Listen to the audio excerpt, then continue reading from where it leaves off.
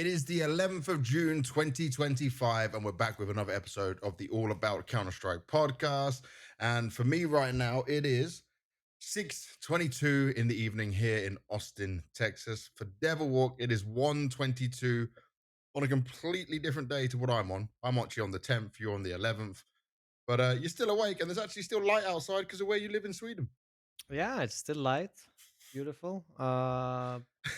We have the blackout curtains for a reason over here. Yep, No, but it's needed. it's good, man.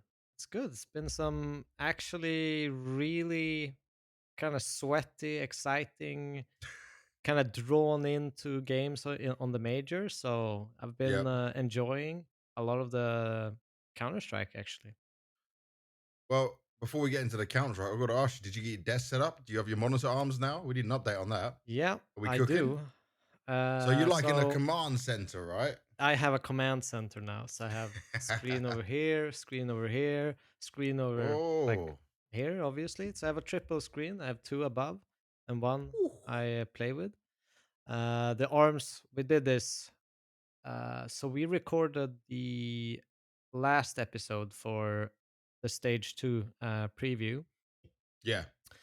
That night or that day, I'd worked on some stuff like on the balcony. You see over Yeah, I remember here. you saying.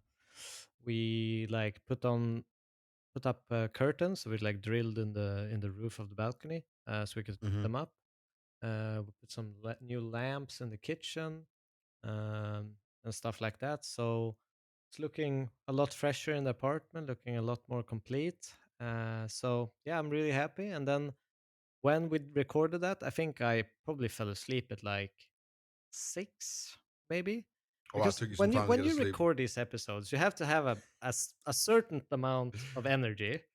You can't just Yeah. be like drowsy sleeping, just barely being awake. So I was Shout pumping out the coffee American before the energy drink. episode, and I Yep. remember, Banks, you said you'd be there in 17 minutes, and it took 1.5 hours. So I mistimed my first coffee, obviously, as one does when someone is an hour late. So I Yeah. took another one. So I was fucking pumped with I caffeine. got a good So excuse when I though. tried to go to bed, Banks, I could Mhm. not fall asleep instantly. Well, welcome to podcast life when you're on the other side of the world Yeah. because I do apologize, but it's also not entirely my fault because I had a job to do.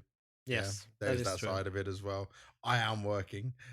This time I wasn't doing the last game, so I was all good. Everything was fine. I didn't have anything to do. No media today because media's tomorrow for the stage three teams, the ones that have just got here. So everything is all good in that sense of things. I actually don't have a headache now. Both of us are probably going to have more energy. This episode should deliver and bang. And also, I'll say this for the amazing people that regularly watch our podcast and listen to our podcast. Um, there was a lot of people complaining that we didn't get it out fast enough. Trust me, we tried, Dude, it's but hard. But it's so literally, hard, man. now we at least have a chance where there's one day between, right? So we can pump it Yes, out so you guys can watch it or listen to it way before. So it's not like half an hour before the actual major starts again. But bro. recording all of that editing, pumping it out in, I don't even know how much time we had. We probably had less, like 12 hours or something. It was like 12 hours between when we recorded to when the first game went live or something like that when we Yeah. finished, I think. And the thing is, right, people were like, oh, we wanted to copy your pick'ems. Well, hopefully you didn't even copy our pick'ems because they went to shit You as could have well, just man. randomly, you could have had one of those videos where a dog just picks a bowl of food and you would have done Yeah, better, I think. actually, fact. I don't know anyone that I've spoken to about pick'ems who has a chance of getting diamond coin. I don't think it's possible. I think it's completely off the cards. And with that being said, right, let's get into the madness of it all, mate. So we'll start with a little review of stage two. We're not going to go over every team and every result. We're just going to hit on some of the highlights of it, hit on some of the things that happen. I'm going to take control of this ship, and I'm going to start with Tai Lu because I don't know if you see right here, but I am repping the Tai Lu shirt. I don't often do this, yeah, but look at this. I know. Can you see the back? Yep. G number Yeah. 9. Oh yeah, boy, my man G. First of all, it's. I've done a lot of interviews right in my career. I've done a lot of loser interviews, sad interviews. that made me emotional. That made me teary, man. Because what people have to remember is for the Chinese audience, the showing of emotion isn't like a normal thing. Yeah.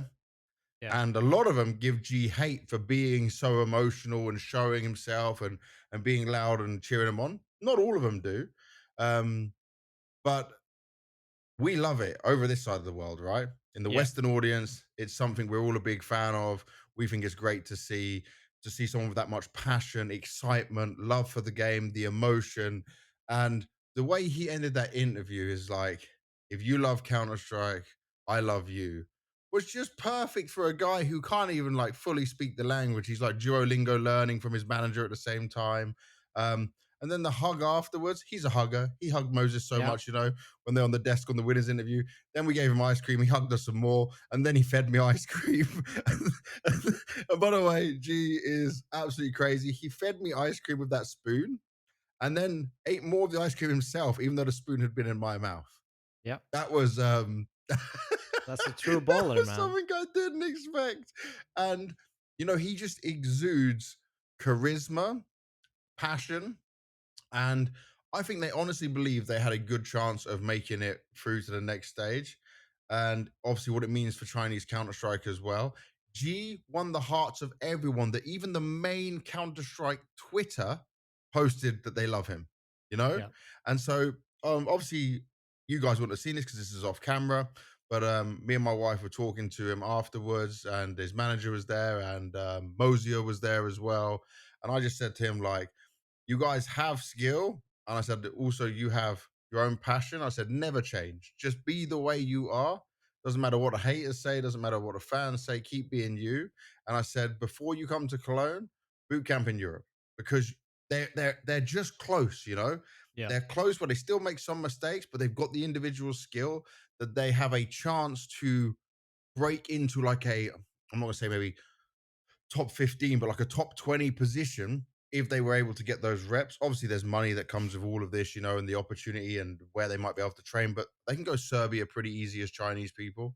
I don't think But they've got a good visa I don't think relations. top 15 is like that unrealistic at all. It's But I unrealistic in the also, BRS if you think about it, not getting so many events, yeah, yeah, like if you that's true. compare it to But others. like, I still could see them being like the 15th best team in the world, even though they might not have the opportunity to get the VRS points over Yeah. time. I could see them be there.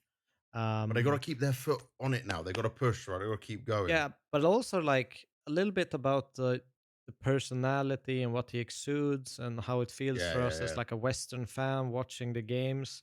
You know, I grew up like watching a lot of different esports, and you Yeah. watch StarCraft, for example, you watched Warcraft Yeah, yeah, yeah. 3, and I always thought it was really hard to kind of, there was a few of them, but really hard to kind of know what the personality of some of the like best Koreans or Chinese players were. It was mostly, you got the Western fans. Was the same in the StarCraft space. It was hard. There was a few of them, but really hard to get to know some of the best players in the world for Yeah. who they were as people and players. So, and for that reason, you kind of always shifted towards being, a fan of a Westerner and cheering for a Westerner. Hmm. There was some, as I said, that you could cheer for, but this is like a breath of fresh air for me, with someone that kind of exudes all this personality and charisma, as you mentioned, Yeah. that you just feel like, man, I want him to win. I don't like. He Yeah. You showed start so rooting much for him, personal. man. Like, there's more personality in G that I've seen than most, like even Europeans doing interviews, Yeah. for that I've watched for years. So Definitely. so he has that likability, that By far. you want him to win. You want him to have success because of that charm. Yeah, and like look at the way they went out, okay? So they beat M80, great game on train, by the way. The way they have managed to handle that. M80 is not a great team, but I'll be honest. We can touch on a little bit the M80.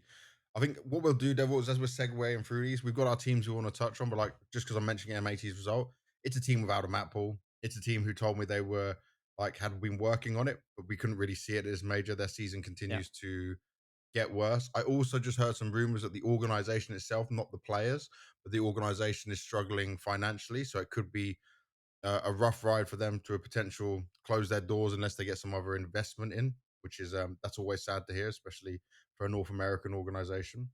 That's Then probably Ty not Lue go easy up for against the FaZe. team as players as well. Just having that in the Yeah, I back don't of know their if they mind. know that. I just heard some outlying Okay. rumors of it. But then Tyloo go up against FaZe right after getting that win. So you're like, yeah, and then you're like, oh damn. There's a video on the FaZe esports Twitter of G about to face them, yeah, and he's doing the FaZe up sign. I'm not gonna try to do the FaZe up sign again. But he's doing the FaZe up sign, and Carrigan shouts, "I'll buy you ice cream after the game." And I understand them losing to FaZe. That's not a problem, right? Yeah. Like for some of these players, like G, these are players he looks up to, he loves, he's watching. But it's the Lin Vision game, man. It's like that's your domestic rival. You've struggled against them in best of threes. You go onto a map of Anubis, which you're actually pretty good at, and you get dominated. And that's the sad one, you know. I know it's a domestic matchup, but Lin Vision had them every step of the way. Yeah, but at the same time, looking back at knowing the results of everything, Mm. Limvision, I don't know what they were on, but they've been fucking cooking this like the whole major. They've been constantly Yeah. put in the zero free bracket, doesn't even matter what stage we're talking about. And they're continuously ruining everyone's pick'ems, like killing it. And you love to see it, this like Emilia guy, Oh another yeah. like Asian personality I just love watching. I don't think I've laughed as much as I have watching Did this you see him guy. spitting on the interview? Like, I don't know what he's on, but he is hilarious, man. He is Mm-hmm. hilarious. It's Um, his moment, man. He's just having his moment. I just love this like half broken English, like mid round screaming, "What are you doing?" When he was playing like the last games. Ah, Yeah, it's it is so special. so good. I think the Ty Lue story, right, is Yeah, also why I said about the boot camp thing because I don't want to do too much time on Ty Lue just because I'm fanboying over G. I am a yeah. fan of G now. Just gonna say that he is my boy. I think a Um, lot of people are. Well, okay. Another story because we like the stories that come out of these things, right? Rather than just looking at all the analysis of it. When he gave me his jersey, he said, "Oh, Munacy is my favorite player." Yeah, and he really like he loves Munacy. Yeah, and he's like, "But today he got eliminated," and he was so sad that Munacy got eliminated. And he was like, "I wanted to change jersey with him," and they had agreed to change jersey, but obviously Oh, Manus, wasn't thinking it, and G was sad, and then he just switched, and he was like, "Maybe we can do it in clone."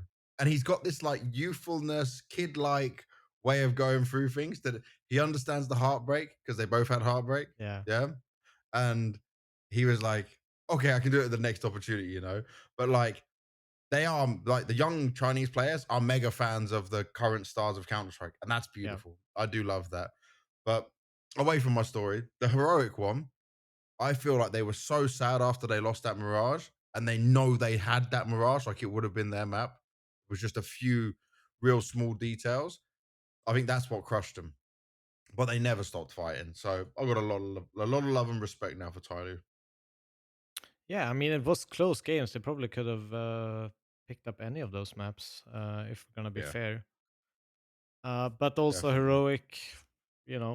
They're a great team. We probably expected them to make it through the next stage as well. But it was kind of a Yeah. messy bracket. Like, be honest. Yeah, because everything went topsy turvy from the very beginning. Everything Yeah, went but crazy. it's just crazy. Like you have Falcons OG in the O2 games. Like Yeah. everything's messed up in all kinds of twisted ways. Well, you're looking at O2. I'm going to take us to a 3-0 because I've got some strong opinions on this. VP, Okay. yeah? VP 3-0. They destroy OG 13-2. They destroy Bait 13-3. They don't destroy Pain if you look at it like there was a chance for Pain to win Dust They 2. were in control. Um, but it was still a 2-0 victory for VP. This VP does look great, does look better. But I have been lied to all year. We have spoken about VP's ups and downs all year. Yeah. But you've been And riding okay, their wave Finn's in every single prediction, in every single tournament that we've talked no, on no. this podcast. It's always one bad tournament, then goes into a good tournament. I always say it's going to be a good tournament after the bad one. Yeah. So Astana was bad, meaning this would be good. Yeah. that's You with that's me? that's like the logic chart of VP. That's the logic VP. That is it. That's because once you give up on them, they're like, ha, look, we're back. We're gonna do some damage now. And they did look great. Obviously, they're coming off the back of a boot camp as well. Finn's had some more time. Remember, Finn came as the coach for Astana, yeah, after Melbourne. And he just had to learn of what they needed fixing, all the things they needed to do. He obviously has experience working with Electronic, but I'm not going to jump the gun on the hype train of these guys just yet because they didn't struggle. Now, Electronic didn't rage at Icy or shout at Flammus or get crazy and angry. Yeah. He was enjoying life because everything was going well. I'm still worried that if he does tilt, or if he, because remember, he said in this interview on HLTV, like he's seen colossal improvement as an in game leader. Well, if you think he was in game leading, not just on VP, but even at Navi at one point, you've had more than enough time. I respect Yeah, you, Electronic. You've done some great things, but you should be improving. And actually, you've had players where you should have been doing better at times than what you have. And if they start to struggle, I still want to see supportive, happy, motivating his team version of Electronic. And that's what I'm still doubting. And especially as when we go into this stage, that's the real test for them because they were yeah. supposed to make it through this stage. But I will say, like, just looking at like eye test things, it looks like they are a way more consistent team. Mm-hmm. It looks like they're handling situations better. You know, they're not looking stressed at all. But it might be the case that you're saying that they weren't really pressured to that point where you get all of these emotions caught up into you, and you know you get an icy missing easy shots and getting blamed or whatever the case may be. Yeah. Um, but to me, it still looks like a different VP, like way different. I'm raising the bar for what VP could do. I think they could actually surprise a couple of big teams in stage three. So they've made you believe. Yeah, See, that is already that's part of this VP charm, you know? When they're down and I'm out falling into and the they trap. come I back. might be falling into the trap, but we'll see. Or is it We'll like come this back to then? it. Okay, in the VP Yeah. logic chart, since Hmm. stage 1, 2, and 3 are technically separate tournaments on the HLTV Yeah. page, does the logic apply to the stages? Like, if stage 2 is good, is Oh. stage 3 bad? Oh. Yeah, do you know what? We don't even know about that logic yet. That's hard to say because Okay. they've just been going event to event. So my logic doesn't actually understand whether this will work. We will have it answered when we get to the end of All stage right, three all if right. they make it to playoffs or not. So Follow up I on can't give it to the you on the just yet. logic chart Yeah. of VP. We'll come back to it. I think that's the best way. All right. Another team, interesting. I think a lot of people had heroic going through after what they saw in stage one, and obviously they end up falling to Namiga here. The first thing is, remember we said how spicy that phase game would be. Well, they met a simple who was back to, yeah, you're gonna be shouting at us. You're gonna make this like into a bit of a banter war. No, it's not gonna happen. And Carrigan, he even started bantering him hard because obviously after the game they normally kind of leave it, but it was done the opposite way when they played in Dallas. And okay, Carrigan tweeted. I should actually bring up the Carrigan tweet, right? Let me make sure I correctly say this. This is my lack of preparation. Um, he says, I don't think shouting after the game, I don't like shouting after the game is over, but had to because of last time. A bit BM, which means bad manners, but got carried away. GG, well played, heroic, and no hard feelings, I hope. So yeah, he was just doing it back. It was funny. The sirens were going woo woo woo woo the whole time.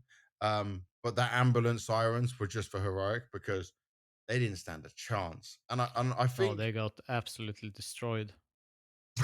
and and the thing is, they had a chance to bounce back, but then they lost to Bait, who they know very well. And this is what I don't like afterwards. They played FaZe, yeah. Then they played Bet Boom, Bait, Tyloo, Namiga, all teams from stage one. So you didn't even have to deal with leveling up teams, so to speak. Yeah. The teams that were already in stage two, and you still didn't make it. I felt like they kept a very strong mentality, even with the fact they know some Pius and Saw are confirmed going to G2. Some Pius gave me a very good loser interview at the end as well, Yeah, I on the saw it. exit. And he was just so sad, right, about the fact they were dropping the pistols, and he actually enjoys playing CS with these guys. The one thing I think will actually be in the back of some Pius mind, this is just a thought I have, is that if he likes playing with his team so much, there's got to be a bit of worry that, like, okay, I'm going to another team. It's like, uh-oh, because maybe you don't enjoy it on the G2 camp as much. He's probably going to enjoy it with Saw, but But he said, I okay, want to when stay I with Saw no matter what. now that I actually think back, hasn't Mhm. Sampaio pretty much been the superstar in every team he's performed in? Because when he was in Falcons, it felt like he kind of dropped off a little bit. Where The only drop off, yeah. yeah, because in ends he was amazing. He was amazing Yep, in him what and was it, Nerds. Movie Star he came from, Movie Star Movistar Riders. Riders, yeah, yeah, Um, and obviously now he's obviously the top dog in heroic. No one can by really far. say anything about that. So Yep, maybe it's going to be interesting to see how it kind of melds into that G2 once it happens. yeah, yeah. I'm gonna It's keep a it's lid on that one a little bit and let it cook for a bit. and I feel like this heroic is not the last we see of these players. It all just depends on they need a really good coach. And like Ash from Gamer Legion, he's just re-signed for Gamer Legion. Liquid's looking for a good coach right now. Like their options are very limited. And the options of players they might get, maybe a Dexter, for example, comes back to heroic. They obviously know him if they can make sure all his visa stuff sorted out and he's good. I don't know if they'd go the Brokey route, but it's like now it's about what's next after this player break for heroic, because getting Europa is one thing, but getting a good coach like you had from Saw and how much he's taught these players, dude, it's so much because this Sangor core leveled up hugely under him. Yeah, that's true. And he's obviously a big loss. I don't think he's replaceable at all. I don't think they can. As you say, like you can find an Auper that's young, talented, but who's gonna be the mentor for that, and who's gonna make sure that they play as well as they've done? Because I Yeah, think it's hard to be positive about what's going to happen with heroic in the it's just future. too much So unknown. Yeah. It's too much unknown. There's some good pieces, yeah, but they've lost such big roles within theirs. yeah, Um, this will be suck and sad for these guys, but like if all doesn't work out, basically most of these players will have a home somewhere else at some point. That's for sure. yeah, Tania could go to any Russian speaking team, maybe even Namiga and try and level them up. I'm not saying Namiga needs to make changes, obviously. Um, LNZ can go to one of the Swedish lineups. Xcloud could go to Aurora. There's all these possibilities depending on what happens after the major and how results go. For looking at who eliminated Heroic, it was today's game, 2-2 game, and they go up against Namiga, another team similar to um, Bait, where they have the experience of playing a lot online against each other. For me, Namiga and Heroic were two teams, at least the Sangor core, were the ones that like they raised up together. And this Namiga, they were pretty bad compared to they were Maui called them, and I think he's right. They were onliners when they were coming into the Shanghai RMR. yeah. And here they've learned, they've grown. And stage one, not too bad from them, they come through 3 to 5th. Here they come through in last place, but like they lost to Pain, they beat MIBR, they almost took down 3D Max. 3D Max could have thrown that one. 2-0 M80, 2-0 Heroic. They've got some interesting pieces. And Lear, the Belarusian kid in-game leader, Yep. dude, his trash talk is funny as hell, man. It's unexpectedly funny. We asked him about it in the winners interview, and he's just, he's like not planning it out, but he's aware of what he wants to try and do, and something's just come to him in a moment. But he's nailing it, and his young players are enjoying it as well. No, he was also a pleasure to watch. Most of the trash talk was in Russian, I believe, or something He like was getting that. better. But He was mixing it up. yeah, but I did like it. Who was it? He did it the taxi thing where he just like Oh, to M80, yeah. You'll be at the airport. You'll be at the airport in a few minutes or whatever. Taxi, picking you up from here. Like mid Oh, it game. was good. No, but I thought they were really impressive. I watched the entirety of that game, and I think obviously heroic. They got off to a great start on Mirage. They were Yeah, cruising, and all of a sudden they throw a couple of rounds and they just make it back. Both from great calling, but also great like individual skill. Um, I was especially impressed with this Khan guy and obviously Sway. If that's how you, oh, yeah, it's Sway. the You Zway. I say Sway. Zway, like it's the like imagine saying way, yeah. I've been memeing his name into rather than saying it's the way, you say it's the sway. It's the Sway. It is the Sway though, because I need help. he was massive. Like Yeah, I don't know why, but in some weird way, like he's so calm, and I checked very. some interviews and stuff that Khan even said that he's like becomes motivated by his calmness and Yeah, impressed by it. it's the And aura that he gives to his other team. it reminds me of Flasha, like Flasha was always super Oh, calm. He was always like nothing the bothered chill in guy. game. It didn't matter if it was you know you queued a competitive in the game, random matchmaking, or if you played like a major final, he'll have the same kind of mellowness to him, and talk the same way and play the same way. Yeah, And you can kind of see it on this kid on the camera. He's just sitting there, he's just like click click talking normal. It's just just enjoying his super time. chill. And Yeah, and he was. it's not easy to do that. Like, let me tell you, it's really really hard. Oh, You have to definitely be not. like, I don't know, almost weird mentally, checked out in some way. Well, you know what? He was predicted by Donk to be like the next like a rookie to blow up. You know, Yeah, on the HLTV top 20s, and like that's huge props if he's getting that from Donk. yeah. So that's a really positive sign for the kid's future, and he is only 17, and he's pretty good with his English as well. So I like it. I respect it. And by the way, Namiga was the lowest rated team in terms of like ranking of anyone on that stage, and yet they still made it to stage three. Props to them. That's a big showing. That means a lot Yeah, for these super players, for that impressive. organization. Um, from Namiga, I'm going to go to Lin Vision because I know we already touched a bit on Amelia off the back of the G conversation, but Lin Vision, dude, what is like you said, some people had him as 0-3. I was one of them. I'm happy to stand corrected. Obviously, we know Falcons, and we'll come on to Falcons later. There's so much to unpack there, but Falcons played a bad tournament. But Lin Vision beat them when like they're also fans of a lot of these Falcons players. They then beat Ty Lue. They fell to Furia the same as they did in Dallas. And it didn't, by the way, the way they lost to Furia 13-4, that's when I was Yeah. looking at like, okay, I'm not expecting much from them. Then they have a qualifying game, so they beat Falcons and they play Ty Lue and they go up into 2-1. They had to play against Payne. They didn't really show up against Payne. Like Payne handled that game as they should. But then they face Bait. And Maui said, I think it was 60-40 favoring to Bait in this one.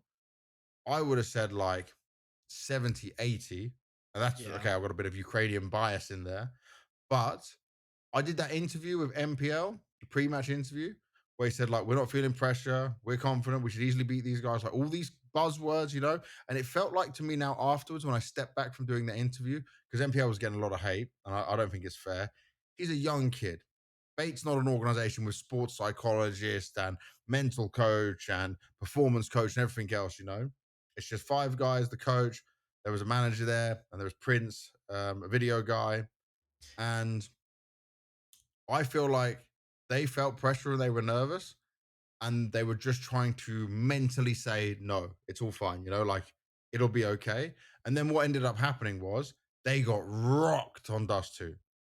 Call Me Sue, who was the lowest rated player for Lin Vision of the entire tournament, just came through and went, this is Yeah, like, I'm going to have the game he of was my life. crazy on the first match. He had like 15-2 or something, 15-3 in Couldn't stats as a miss. rifler. It Yeah. was unbelievable. But I will say about that pressure thing, Hmm. when you say things like this is, gonna be like easy, we're taking it chill, we expect to win. That's when you actually add pressure, because like you go into this game, every single round you lose is just a massive loss. It's just like one Yeah, of this look up in the sky kind of like, we should win every single round. That's the yeah. mentality they have, and it's like taking the win before it has happened. That's and what it felt like. and then you just, everything, it can only, you can only lose by it. If you go Yeah. into a game and say yes, we're confident, but it's gonna, we have to fight for it. That's a different thing than saying, we have it. Because that's not Yeah, really, but that's like kind of lying and putting the expectation really high you're instead of, lying to yourself as well, yeah. you know? And And this is the this is the thing I pressure got don't to them, like. like you could see on the cameras, like Yeah, they were, if you look, the difference between some of the other games they played, they have all looked super chill, they've made the yeah. plays, they've consistently been like calm in the chaos to some extent, where everyone just kind of ropes in, pushes through at the same time. I Mhm. feel like, they obviously stepped up on that ancient, but they couldn't do anything right on Dust 2. Stepped up on ancient, they almost throw it a little bit there on ancient as well. Like you could see the shakiness kind of coming back. They weren't really settled yet. And then on Yeah. Anubis, I was watching it and I was like, first 5 rounds, I said, this is over. It's absolutely over. It's just the Because, amount of CT rounds, man. yeah, Limvision had such a great start on CT, and you could Double see pushing water, double every single pushing mid round, pistol. you could see, like, I don't know exactly the names, but I think it was like Alex 666. He was like full molding on his He can't camera. believe what's happening, man. He's not aware. He doesn't understand. He's like, wait a second. Everything I thought about for this game. Like, by the way, for everyone to know, any team that would have got Lim Vision in that 2-2 situation would be like, yes, thank you. This is the matchup I want to make it through to the next stage. This is where, as long as I do what I'm supposed to do, it should be on paper easy. And I feel like they were overconfident. They did have pressure that they were trying to shake off. And even if they were prepared for the aggression that Lim Vision can throw at them, the individuals were not mentally ready enough to push them back in that way. But they're kind of the B&E of this major, let's be honest, Lin Vision. I don't think they're Ooh, actually a really good it's good. matchup I to like that. play against. It's Hmm. the aggression. One of the things that you can do about aggression, right? Like you can do a couple of things. You can do flash plays, kind of catch them in the middle of their movement so they don't get a safe Yeah. position. You can put aggression, like you essentially, all the answers is always aggression to counter aggression, right? Hmm. In some way. And if you don't hit your shot and you keep throwing yourself at aggression, essentially the only option you're left with is falling back, which just gives Yeah. aggression so much space. So you will then lose the tactical battle only because you've given up so much space. Giving up all that map control. Yeah. And do you know what I feel is sad is like I spoke to MPL before the pre-match interview, and I said like the stage one version of you and the stage two version of you is different, and he said like I don't care, there's no difference in it, and I think that's when I probably realized okay, he's actually very worried about this. Like he knows he's not performing, and then the second most well, the actually probably Hedrick's probably more experienced than MPL because MPL is time on Navi. Hedrick had a bit of a longer stint playing for NIP, Yeah. and he ends up being the lowest rated player of the team of the whole game, and he's your AWPer who you need to step up if other people are struggling as well, and he couldn't be finding that impact. I'm not putting it all on him. I'm thinking it's just a big learning experience, but it was also some overconfidence into this matchup that kind of slapped him down in many ways. I'll tell you, we had this learning experience in like summer 2013 when I was Hmm. playing with the Fnatic boys. Well, we weren't Fnatic back then, but we were Epsilon playing the finals of Okay, yeah, DreamHack Summer 2013, just before we got picked up by them. And Yep. one of the biggest things we learned was like how to deal with these kinds of pressure, how to maybe not have overly high expectations but still high enough so that you're still in the game and motivated to play.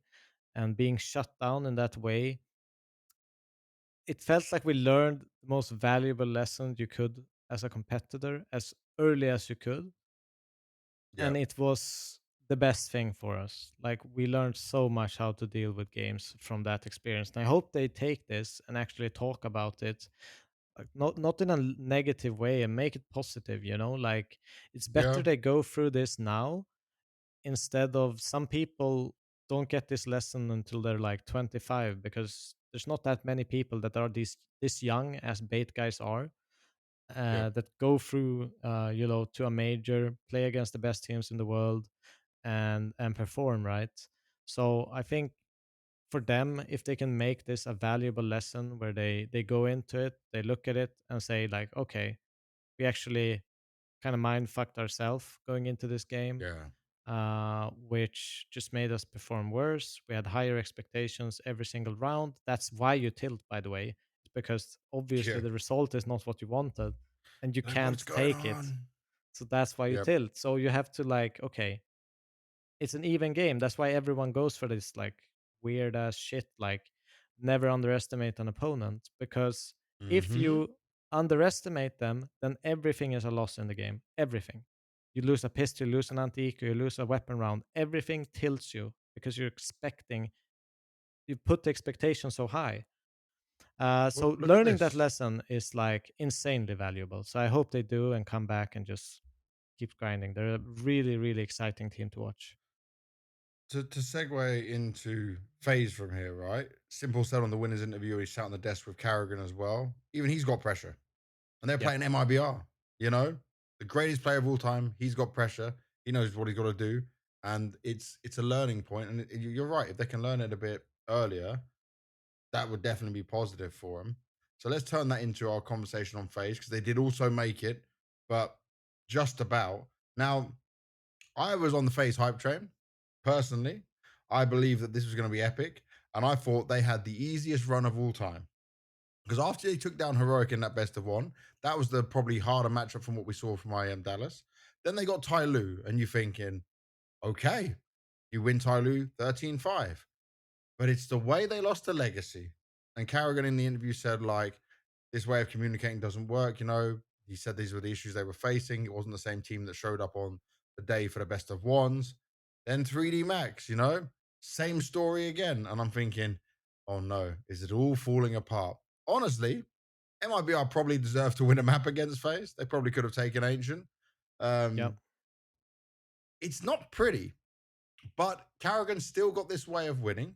Simple is starting to hit shots. Like there was a moment against Legacy, and there was a couple of moments against MIBR where I saw the amazing AWP shaky aim style of Simple, where he gets one, two, three, and he's feeling the game and he's moving around. And like what he was doing at the end of this MIBR game, where he was moving around a bit more and not just trying to be a turret, I was seeing that game sense great player of Simple. And if that can just get unlocked a little bit more, it's still a team that can be deadly. It's still a No, team that can find 100%. success. I still think, there are some things that I think he does a little bit better, almost to some degree, because he's not this like overly cocky simple anymore, where he just takes every Mhm. single duel that exists to some degree. Yep. I think he plays really smart. I don't think he's going for all that much like I'm gonna go kill everyone style. Um, and as you say, there are glimpses where you see kind of Goat Simple come back and clutch them out of situations.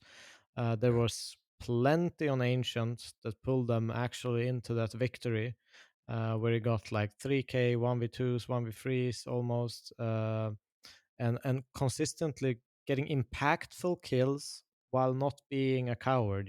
He's putting himself into Yeah. risky situations to help his teammates, and I like what I see. I think there's a lot of potential in this phase lineup, and it feels like Ooh. Simple is.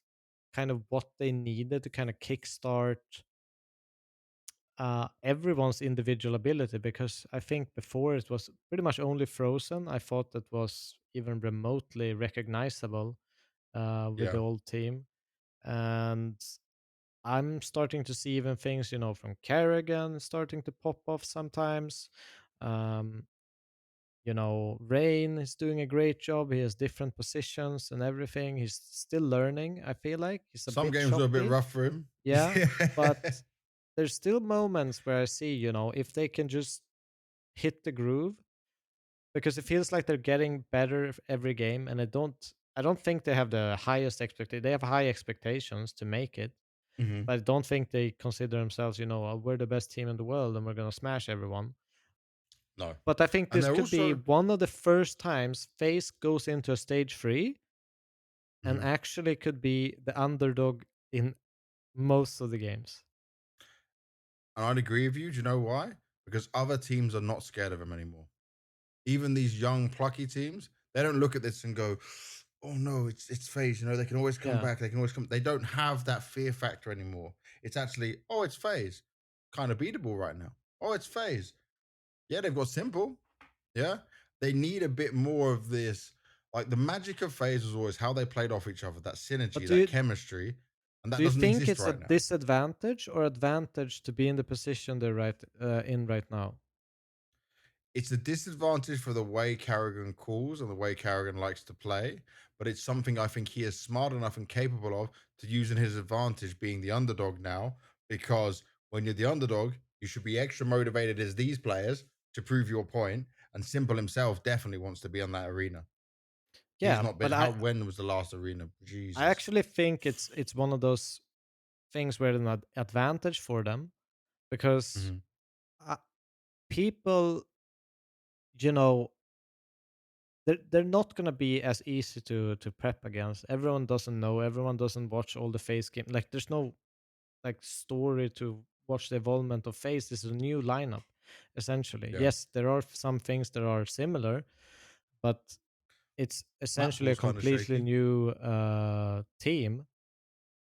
And I think people go into it a little bit more relaxed going into a game against face. It's not going to be, full try hard counter everything. They don't really know everything. So I think they're going to get a better flow of the game in a better situation where Mhm. Simple can do a lot more. And I think the individual players can do a lot more. Um, Yeah. I don't know. I just feel like them having a little bit more pressure off can get their team play to flow a little bit better, rather than everything needs to be perfect right now, right here. Yeah. Uh, so that's kind of how I'm viewing it. So I feel like it's an advantage. Okay. Well, we'll see how it goes from when they get into stage 3. It's not too long away. From here, I want to look at legacy. Maybe the last team we look at here within the stage 2 side of things. Because obviously, 3D Max obviously did better than expected, I would say. Furia making it through was positive for sure. Bet Boom was disappointing, but that's just Axar still not up to standard, and Siren didn't life series the stage, so that obviously hinders them a lot. So yeah, I think the last one we need to cover is legacy because this was a team. I'm just going to remind everyone who shouldn't have been at the major. They replaced Bestia. They struggled and came through in the last spots. They beat Wildcard 2-0, and that was probably the most impressive win that they had, of the first stage. Then they get a domestic matchup against MIBR for the first game. Now that's beautiful for them. We said about that, right? That could be a Yeah. bit of a 50-50. They win it 13-10. But then they take down 3D Max. And then I start to think, ooh, ooh, Legacy, are we actually cooking? And then they take down FaZe. And I don't care if Carrigan says the team wasn't communicating the right way, and it wasn't what he wants because Legacy were not scared of you. Dumal was shouting, and Simple even told him to shut the fuck up at one point, and Dumal didn't care. Dumal's still young, hungry, and just madly confident. And Sads in the AWPA, like, I'm going to look at his stats. I don't think he had like the most amazing game. Dude, Yeah, he everyone was was like good. 1.21, but like he just had moments of great plays. Yeah. But I'm going to give so much credit to Lux because people Yeah. might not know this. I tried to say it on the desk as well when we did one of their games. Lux was like a second caller in pain, but he didn't know he was going to be an IGL. Yeah. He gets removed from pain. And I heard the rumors of why he was removed from pain at the time was that like he wasn't fitting with what he was doing with the younger players that were coming into the team. So it was like you needed him to go to give more space to some of the other players and make them feel more comfortable. Yeah. Yeah. Lux wasn't a bad player. He wasn't removed because he's just like was terrible. He was more than capable. But then obviously he then has a voice. He's learned a lot from playing on these events, and he goes to Legacy, and you think, oh, you're probably not going to see him for a long time. They took this golden opportunity and they ran with it, and you got to respect them. Now, I'm not going to say they're going to go make it through stage 3 and get to playoffs, but I'm going to say this is a dark horse right now for this next stage because they've But got something working. they have like Go on. Dumao and Lato was like, to me, was always really, really good players, even when they were playing in For that Godsend years. lineup with Taco for like, I don't even remember how many years ago. Was that like 2020? Yeah, and then they were with Cold Zero after that, and I think some people described it as like don't meet your heroes because it was like not a good time for them to be playing with Cold. You know, he was on his way Yeah. down and wasn't the best way. And do you know what I heard as well? I think Moses mentioned this on the desk. Sorry if I'm wrong, Jason, but he said like Demau and Lato had offers to go to other teams, bigger teams, for more money, and didn't go. They just stuck it out with all this. I Like mean, this respect. is a duo, I think. And by the way, I'll give a little credit to Demau as well. He was a bulky boy and then not fat, but like he's going gym. Yeah, he's loving gym, but he also loves his food. I was giving him food recommendations at different events. And now he's like leaning up because Lux is like a gym guy who is a bit leaner, a bit more on the cardio, you know, on that side of things.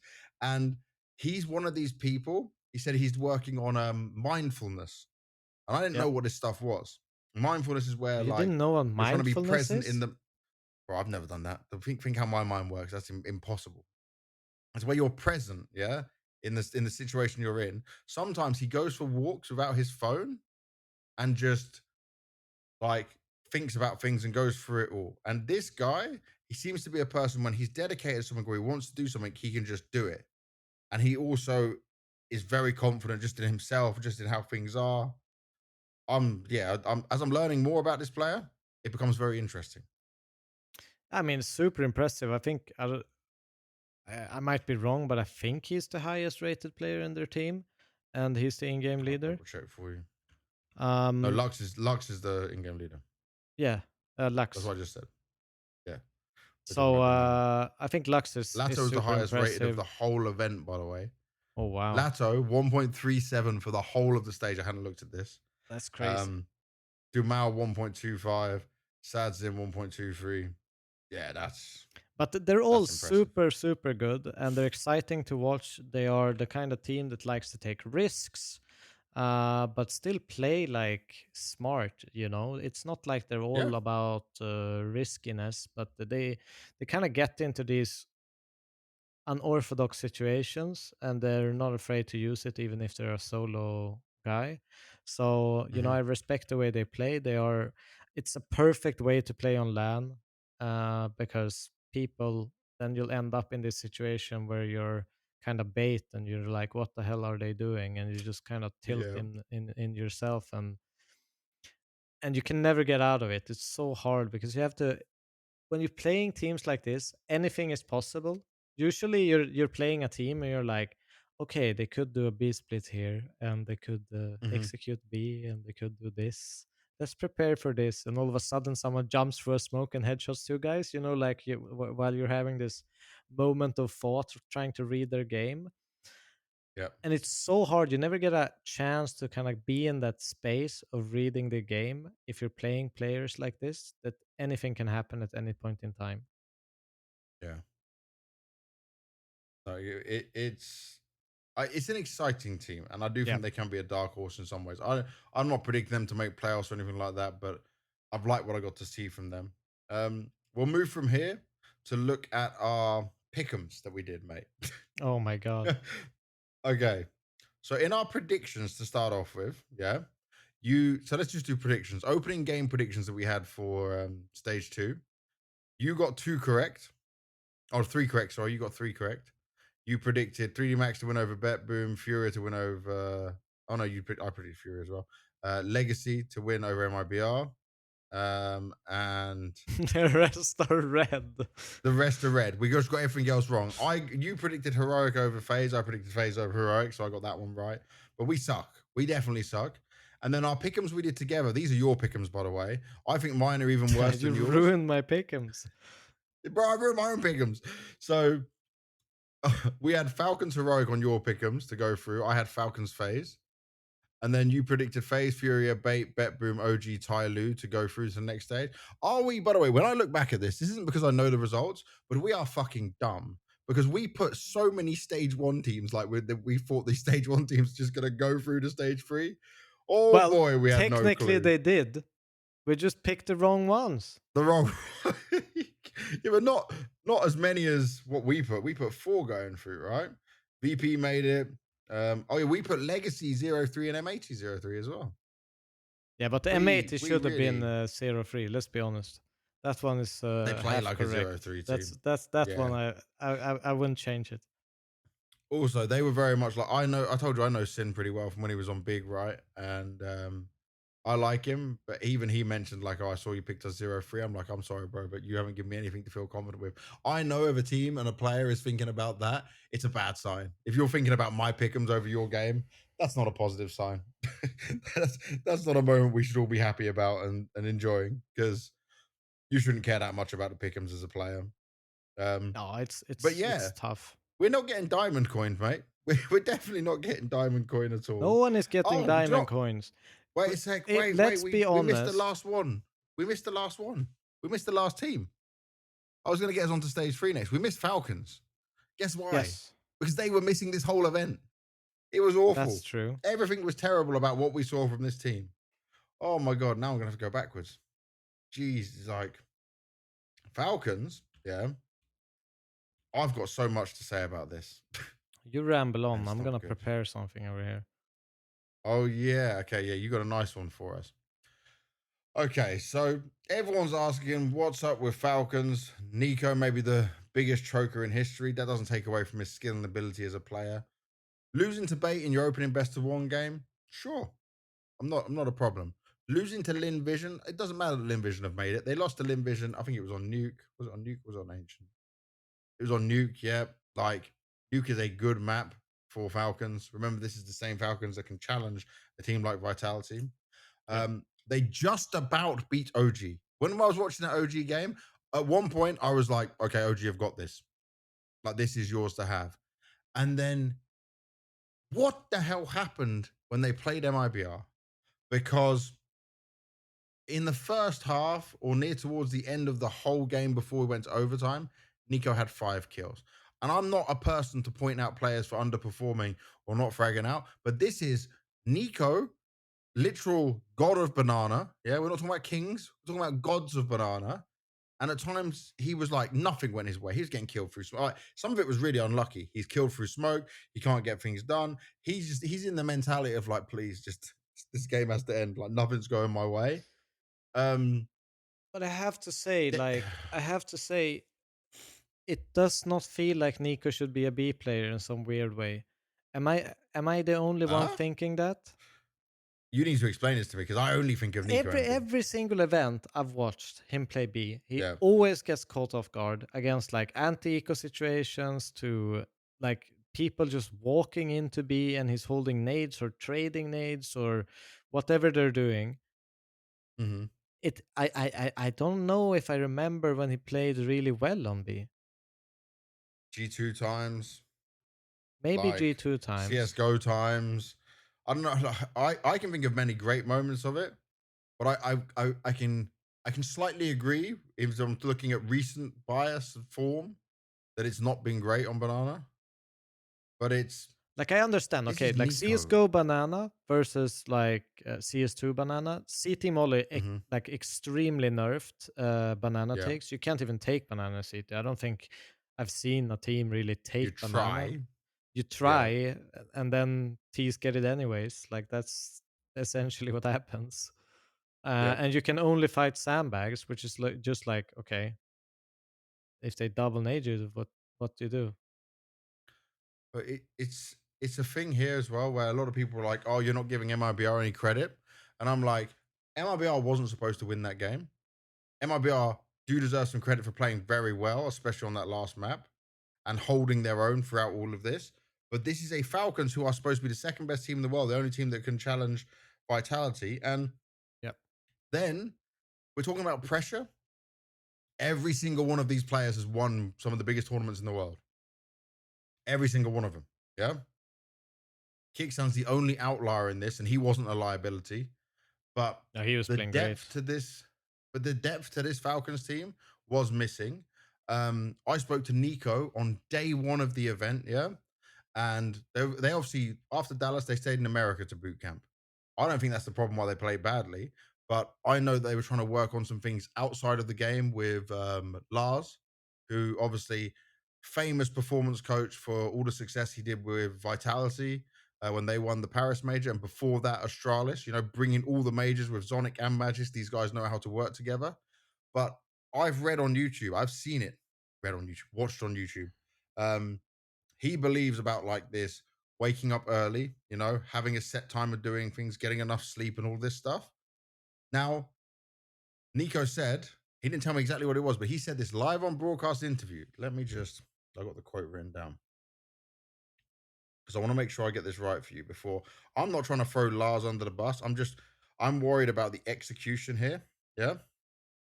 And he said, they changed things out of the server because of Lars showing the way he wants to do things. Now, Lars is super experienced, but this is a Falcons who have been having success doing what they've been doing before this change. Yeah. Changing it before a major, not slowly integrating it. I'm not sure how much he changed, what he changed, but say like Munacy, a demon of playing face it, yeah, grinding all the time. We know how much this guy plays. If you then suddenly change his routine before a major, and then we wonder why he doesn't play so well in the beginning couple of games. Now, I've not spoken to Munacy other than saying, like, oh, I'm sorry to see you lost. He's very, very sad, as if all of the Falcons team, right? Yep. So I've got no information here, but I will say that if there were some significant changes that were trying to done for the whole team to make things better, I don't think changing a routine like that is a good, positive influence. Even if Lars swears by it, I don't know. We need to find out because I know Lars did an No, but interview with the broadcast at one I point. agree with you. If you change all these kinds of routines, especially coming into an event, I mean, CS players are, you know, we all know they have these little uh, rituals and things. And we talked to Yeah. Monacy about the jersey swaps, which is another thing they Oh did yeah. for By this the way, event. they also changed Uh, jersey, but they did change it at Dallas as well. So it's not kind of changing it for the major, but that's not great either. no, and especially if it actually has an impact on players. Mental superstitions. Yeah, I think that's a bad thing. But I agree with you. If they do change these like kind of habits and stuff, I would rather have it be slowly integrated. Something you do like, okay, we didn't do well in this major. Let's start it Yep. now, kind of thing, and work from there. But I will say about the actual in-game stuff. Hmm. When you look at that Inferno, they were getting so out cold. Like when they were CT side Falcons, I think pretty much every single round they stacked the wrong sites. I think they Yep. struggled like B the first two rounds, and then all of a sudden they start rotating a third guy over in the start of the round, and then it just hit A. And then they start Yeah. rotating to A and leave like Nico alone on B. They hit B. You know, every single round it felt like MIBR just had the right call, and it felt like Falcons were in like we need rounds now, and they kind of just dug themselves into a bigger hole in some sense. Yeah. Now they did play an amazing T side. Um, well, yes, they did. Considering if they just didn't fuck up their CT side, that would have been a great T side. Yeah. Do you know what? I got some more info here because for some reason Striker from HLTV People know him from HLTV Confirmed as well. He knows his CS stuff. He said, "I for one would like to see performance staff take responsibility for the bad stuff for once, especially when Falcons failed at what the psych staff should be responsible dealing with the pressure." Now that's Yeah, not directly like aimed at Lars. I think the way he worded it a bit, even though he's a journalist, was not like clean on the nose. But Lars even replies to this, by the way, and he says, "Fair question to raise, Milan. No doubt that this early exit was not according to the plan. If it was due to wrong periodization, peaked too early, or the weight of the five rings, I don't know what the fuck that is. That is too early to say at the moment. That calls for further analysis. But let's meet. Let us meet for a new talk late summer. Yeah." So he's open to this conversation, which means I think Lars is happy to take some responsibility for things, yeah. but any performance coach, and this is there are lots of performance coaches in esports, by the way, that you guys don't hear of. You don't hear their names, and yet they'll take credit for every win. They'll take credit for every trophy. They'll be there in all the photos. But it is true that a lot of them don't take any responsibility when shit goes wrong, when you see them tilting and losing their minds. And if stuff in game fails, right, like they're bad tactically or they don't hit their shots, I can give them that.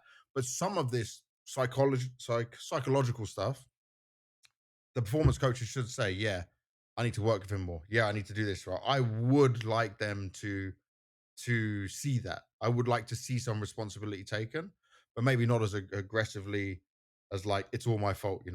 There is just multiple people who take responsibility for it. But I think within this game, the tilt shown by Falcons, the pressure they're under, you could see. And if it comes out that like, because remember, Falcons put out these like vlog documentary style things anyway. If it comes out that they did change a lot of things of rituals and the way they play, like what Nico told me in this opening interview, there's stuff outside the game, and then that didn't work for them, then that's a problem. And that's a problem they need to address of how they implement these things. Because you can't rush this process. If someone suddenly told me, "Oh, Banks, you like to go to bed at 1 in the morning and you like to have your routine where you go gym in the morning." Well, actually, no, you're going to go to bed at 10 p.m. and you're going to gym later in the day and do this, and this work before. Yeah. And if they did that before like a really big event, say I'm coming to work the major and they want to change my schedule like that, it Mid would be a broadcast, Banks change and go it to could, gym. yeah, it could just throw you off. Yeah, And that's what we know. That's what I'm saying. There's what that accountability has to come into it because the players will take theirs. And Nico's getting obviously so much critique on him, but he's still one of the great riflers. And I'm not. And also, some people try to say, "Oh well, Magis is being kicked. Kielski's coming in, and he's going to be, and that's the reason why they didn't do well here." No, because even if Magisk is going, this is a multiple major champion. This is a legend of the game. This is not a person who would just sandbag a team or not be motivated or not play up to standard. No way. I'm I never agree in on a million that. years believing that. I agree on that, but I would still, is it like, you could still post a question. Is it optimal for Mhm. Falcons to keep making changes or announcing changes or searching for changes before a major? Uh, I just think like, Like, that question can still be posed. yeah, no, And no. I there's, think it's always the worst case. Like when we spoke with Hooksy, if you have a change that's going to come up to your team, announcing it before an event or the rumors coming out before an event is the worst thing that can happen on a yeah, mental side of things, no matter what. I think we can all agree with that. But my problem is the journalists that keep leaking this stuff are French, and there's a lot of French people behind this Saudi organization. So if Falcons are leaking it to control the media in this sense, you're also sandbagging yourself and your own team. But obviously, this is just pure true. speculation. It just there's a lot of shit that don't make sense here, mate. There's a lot of shit. And also, you have we can segue into this because I think I've done enough of this bit. It's just you've got some fire to add to all this because we're bringing back Devil Walkthrough for you guys. I know how much people have been loving this. Devil Walkthrough has taken something from this Falcons MIBR game because still, when I've watched it 6, 7 times, I don't understand how this happened. So, Devil Walk, give it to me, brother. Well, how it happened, we will understand how it happened. Why? That's another question. So we might look at this video a couple of times. It's a little bit of a short one. We're just going to go through this round, right? And we kind of have just this video playing, and one of the most important things, I'm gonna just let this one run so we get to see it, how it This actually is unfolds. 5v3. This is the 5v3, just to 5v3, be clear. right? It is, according to some stats I saw online, the only 3v5 victory on the B site in Tier 1 Counter Strike this year. Who And was this the is guy how who it said go. that, by the way? Who was the guy? I want to just make some credit to that Um, guy. I do not know his name in the top of my I will head, find but I'm him. sure I will it's find him. easy to find.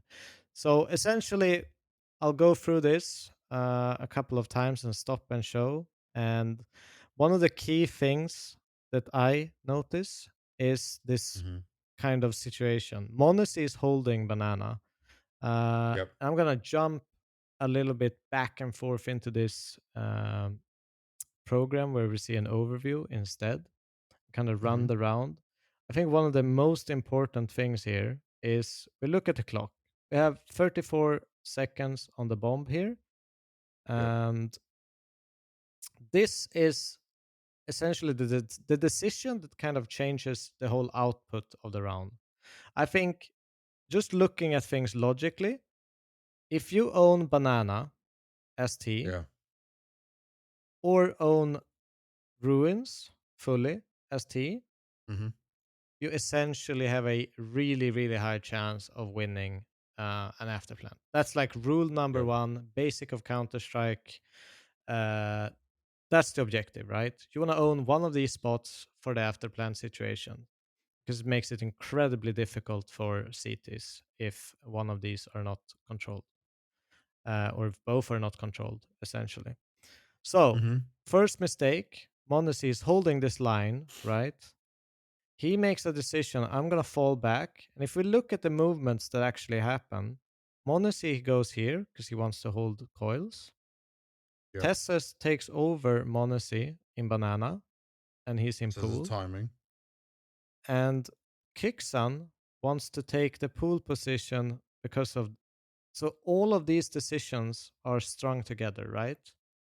Yeah.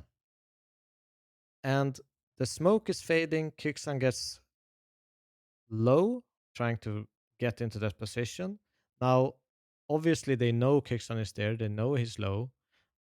It's not going to be a surprise for Safe later on. But we've just played this through.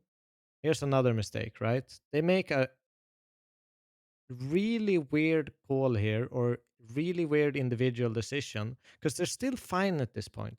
They're still fine. Even Yeah. though this happened, they're completely fine. But what you want is obviously Monesi holding the line, Tess is tucking into this corner and just holding because you have to remember this line, he can still hold this and be safe from Yeah. coils because of that little corner in there and cover and be in a tradable position. But here, Tessus gets kind of a brain freeze, just pushes out. Monesi cannot see him in this angle. And he's forced out into a position where he wanted to help him with that push. And now he has no Hmm. cover. Monesi misses his shot and gets punished again. They obviously know about Kixan. He gets killed from safe. It's so quick. And now Nico dies, and they pretty much know that Magic is left in that double spot. And it's over. Yeah. And everything happens because of this one thing, right? So Monesi letting this go, which there's no need to do. He should keep that line, and it's literally impossible for them to lose the round. Hmm. That's mistake number one, but they're still fine. You see Kicks on there getting spammed. He jumps into the pit. Now you see here better from the angle what happens. Tessa Oh, they swings ran out out. very wide, and you see Monesi has no chance Yeah. to help him. And now Monesi is exposed in a bad position. He misses his shot, get punished, and you see the reaction here from Kixon. Here, Monesi dies on the screen, and you see his reaction. He needs to do something because he's now going to get pressured from Banana, a rifler, Hmm. when he's red HP. So he has to do something and he dies. So three deaths just from this like one decision, and now it's just obviously a great shot from um I can't even pronounce that name, but BRN. BRN, um, and then you just cleanly get around. But what's so goddamn annoying is when the first kill happens here on banana, Mhm. there's 25 seconds left. Yeah. Like this is unbelievable that it happened. But it all stems from this one line. So like Monacy is not like it's all his blames. These things happen. They can still recover Mhm. it, but they're failing to recover in so many steps and essentially gifting it. Because even here, let's say Monacy was still tucked in here. There's 20 seconds on the clock. Imagine a duel where he jiggles, he doesn't get killed, he can buy some time, Yep. he maybe get kills from the He's full coils health. guy. Uh, but it also gives security for Kicksan, right? He doesn't need Yeah. to swing out. If He just Monacy is focuses in a on safe safe. position, he can gain some time to make a more accurate decision. Um, Mhm. I will just run it through again, just for you guys to watch the madness unfold. You see, the timing is also a little bit wonky here for Monacy. Whoop, and he Yeah. shows up It's on just banana. that's super unlucky. But why And do you think that call was made?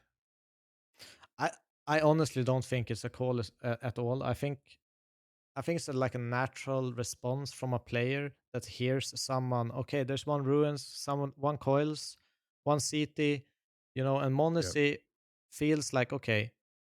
Kicksan got the info that the smoke is disappearing. He takes a new position. He wants to hold that for the retake. That kind of a setup where the triple guys can trade the coil guys, and he can hold coils for them, make them safe to kind of duel whenever they Mhm. want. But it's just done in the wrong timing. I think if they were actually pressured, this would make sense.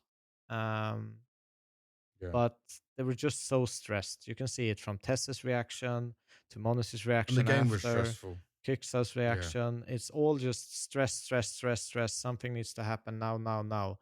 But if they just Yep. took a chill pill, did nothing, they would have won this round. 100 of 100. It's unbelievable the Phew. timings and the small decisions that affect each other, right? Massively. And then it costs Falcons their opportunity. There's no guarantee they would have made it through today, but the likelihood that they would have been able to make it through today. This is like it feels like the biggest choke, right? And the biggest loss. But it's because we held them to this point of the only team that could challenge Vitality as well, and Yeah. what we've seen from them. I don't care if people say they peaked too early at this other. I don't think they peaked too early. It's just they were not ready for this stage and this pressure. Um, and the mistakes because of that hit it. All the things we talked about. Yeah. Like, it's one of those things where you want to just like have impact as a player. I'm pretty sure there's a call, Monacy here's like one coils, okay, I'll take care of him. I want to fix it, I want to Yep. help. But that's it, I think there's like over eagerness to help each other out that causes this, dropping the actual important responsibilities you already have. And then someone Hmm. tries to cover for you, someone tries to cover for them to kind of get into probably what they've spoken about, how they want to set up in the after plans. And they're kind of forcing it instead of it naturally happening or naturally, Yeah. adapting to it. So it feels like they're just forcing themselves into positions that they know they're comfortable being in, but instead dropping the ball on the responsibilities they've taken over previously. And then that cost them the major. They've already left Austin fast. And we now need to just see when the news is going to come out about Kielski joining Falcons. If it's still going to be Magis going, or does that change anywhere? There's a lot for them to unpack. I don't know what content they're going to release afterwards, but we're in for a wild ride after this major. Maybe they even just announce it during the major. I don't know. We'll have to see what they go through. But for Falcons, this is disappointing. For the levels of players they have, this is disappointing. For where they were at since Munacy joined, which was very high up, constant second places, only losing to Vitality in the semis, of Dallas. It's Yep. it's tough. It's real tough. And it changes things massively for the narrative going into stage three. So we already looked at our pickums. We've already now covered all of this stuff. We've seen the Falcons fall out. So now it's stage three of the Blast TV Austin Major. We're going to go through our pros and cons and thoughts of the new teams coming in to this stage because we've already spoken about so many of the other teams. So you guys have a good idea of where they're at. So let's start over here in the Americas. The only team that is in the America side, it is Liquid. And they're not really American, but they got Naf and Twist, two Polish guys, Shuhei and Ultimate, and then the Israeli nerds in there. I don't know what to think of Liquid still because Dallas wasn't anything to write home about. They've now had a few events with Shuhei. I still think that I'm missing something from this team, especially now Twist is back into not leading, being able to have some more impact. They only beat FaZe in Dallas. Um, Ultimate can be a bit more consistent, looks a bit better at times, but they are also still with their analyst as the coach, and they don't have like a full-time coach in there helping, Yeah. which makes Shuhei's life harder, especially with how close he was with Cyclone and making that work. So I feel like Liquid is far away from being a safe team coming into this stage. And Uh, I'm hoping they've improved a lot, but it's still just a few weeks after Dallas. I'm just guessing they've been on hardcore grind mode. They would need to be. yeah, I mean, they have the players to potentially do damage. They have, Twist seems to be a little bit more back with Shui taking over the reins of the in-game leading. And they have, experienced pieces. They have X Factor players with obviously NAF and Nerds Yep. to be able to brunt that kind of skill.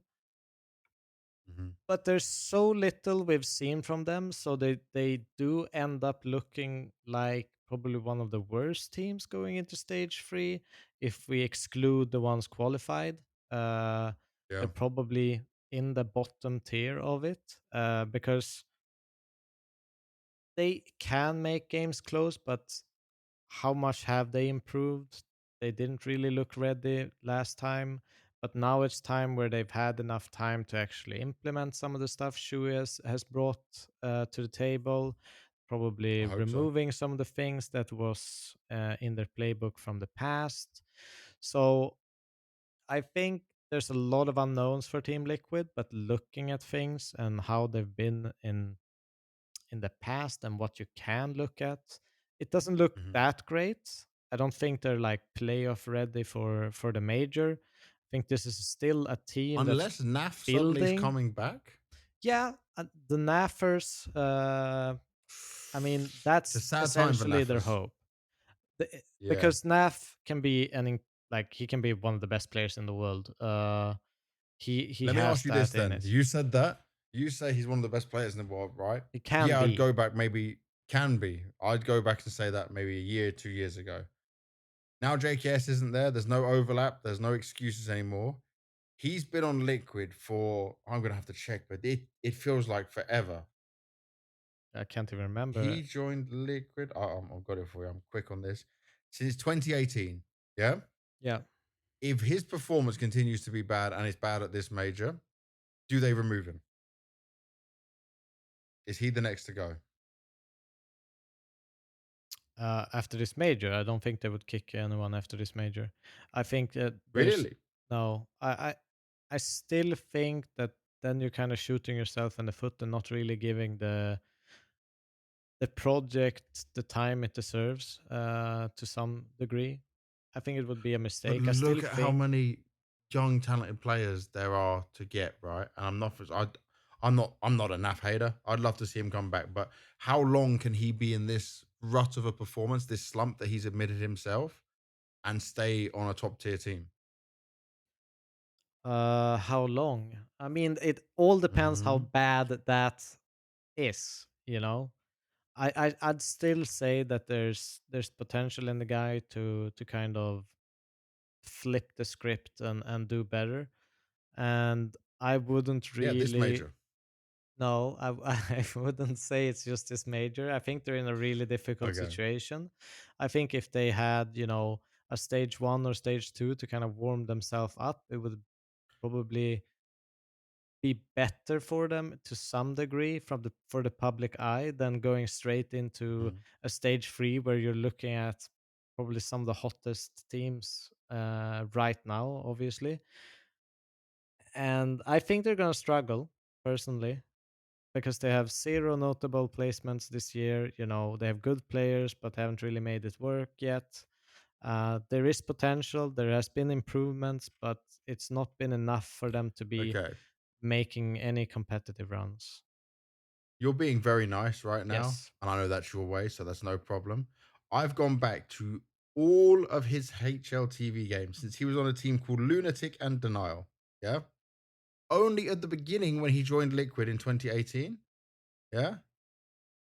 Was he having these red ratings. Other than that, there has never been this amount of poor ratings. Like he has always had new roles, new positions, played on different teams, been on Optic in between of that, right? And then back to Liquid. It is green, green, green. Every now and again, obviously, when they might have had one or two bad events, it's in the red. Yeah. But he right now is one, two, three, four events in the red, and Dallas only just out of it a 0.96 rating. It's rough, man. There's only so much you can hang on to that. There needs to be an improvement. There has to be a change now. There's no more JKS. There's no more roll overlap. There's no more excuses. That's my take on it. All right. But I don't think they're going to do very well here. I think they are going to struggle. I think they're gonna struggle. There's nothing really pointing to them like making playoff or anything. Um, Hmm. yeah, I think the one pro they have kind of for them is they're probably gonna be a little bit harder to read. They're gonna be harder to prep against because they're probably changing a lot of their playbook into Shui's more comfortable stuff. Yep. So I'd say in that sense, they can have a surprise factor into the best of ones, but I would be surprised if they get the best of three. Okay, let's look from Liquid into Aurora, our Turkish side over here. We touched on them a lot when it came to Astana. Third Yep. place there was very respectable. Um, they obviously even had a chance to make it to the grand finals over Astralis, 100%. Then in Dallas, they came over to Dallas jet lagged, bounced back, defeating NRG after losing to Heroic. Then they took down Liquid, and they took down Heroic in the revenge match, and then they lost on the 5-6 match. I think that's on stage, right? Against Mongols. Yeah, because the Mongols had a huge, they were the sudden Yep. fan favorites. There's some nerves on this team when they get to the stage. But I've spoken to Woxic earlier today in the lift, and he was like, "We were in Serbia boot camping. We feel really good." He actually was full of life and energy, and this is a team that's pretty much at every single event. There's very good signs for me of looking at what this team can do. The only problem is, last time I heard from Madja, and I haven't spoken to him yet, he was like, "Yeah, we've reworked things in the playbook." When I looked at their game, it didn't look like they'd really reworked things. So if they can come with just a few change ups here, a little bit of the icing on top of the cake, so to speak. This is an exciting team with all the potential to keep living up to the expectations and the consistency they have this year. Yeah. I wrote one thing Hmm. down, and if there's one thing that is eternal, it's that Aurora make playoffs.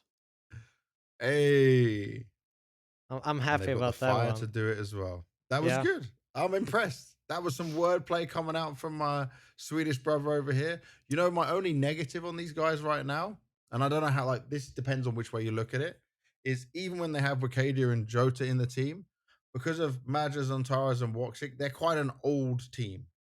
Average age is 26.8. I know that's not old when you That's think young. how old we are, but I mean, it's one of these things where sometimes I see Zantaras go missing, yet he is an absolute beast, and I think he can do amazing.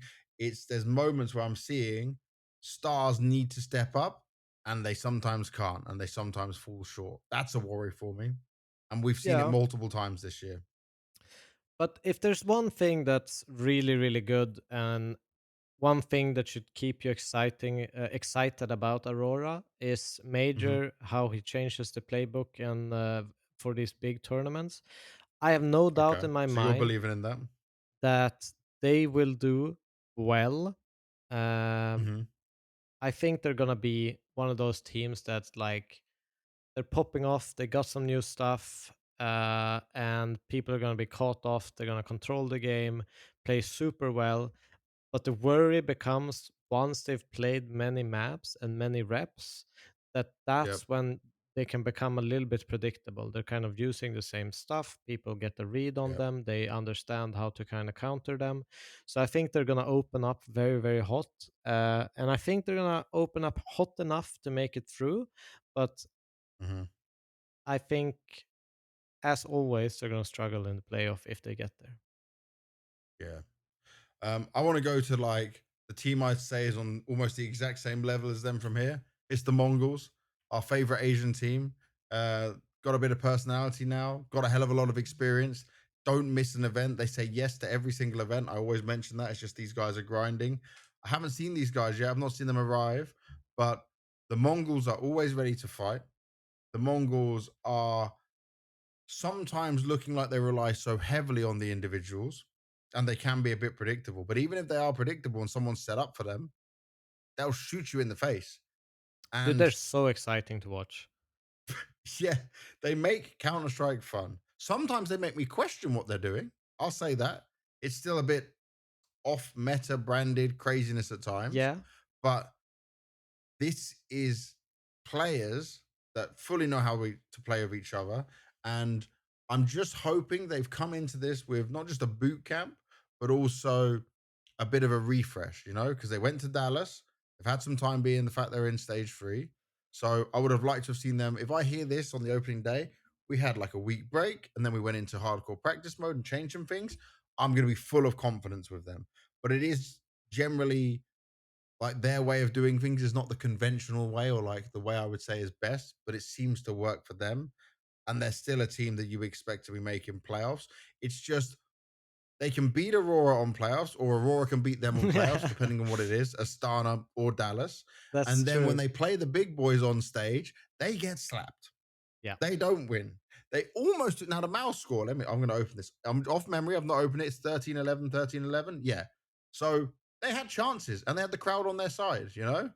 But the Mongols are still not able to take it over the line, and that's a worry for me. Yeah, but But now we're going into a you Swiss like these stage. guys, I right? love these Yeah, guys. I you absolutely love see. them. I think they have so many, like, I think every player they have these moments in games where it just looks ridiculous. I love watching Malzinho. I love watching like Sensu pop off sometimes. 9-10 with the AWP Yep. is amazing. Um, and Blitz coming in with the smart plays is usually like more consistent, stable, can be aggressive Yep. as well. I think all of them are great, honestly. And they play a different brand of Counter Strike, and it's not dumb Counter Strike, but it's very like high pressure, very explosive. The one thing that I do have for them sometimes when they get a bad start, it seems like Mhm. they have a hard time kind of adapting into how to grind around in, but very momentum based, fun to watch. So the changing things up they're lacking, you're saying, right? Yeah, but I think once they Yeah, hit when it that gets tough. run of momentum, just keep going. They're a hard team Mhm. to stop once they get going, and I think that's for pretty much every team out there except probably Vitality, because they're just so good at kind of breaking and Yeah, cutting the oxygen from teams. can't fault But them.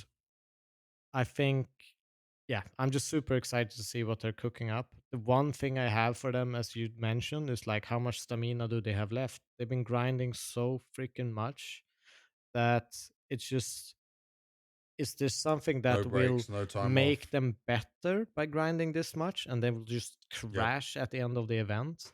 Or do they have, uh not enough stamina and they'll eventually crash?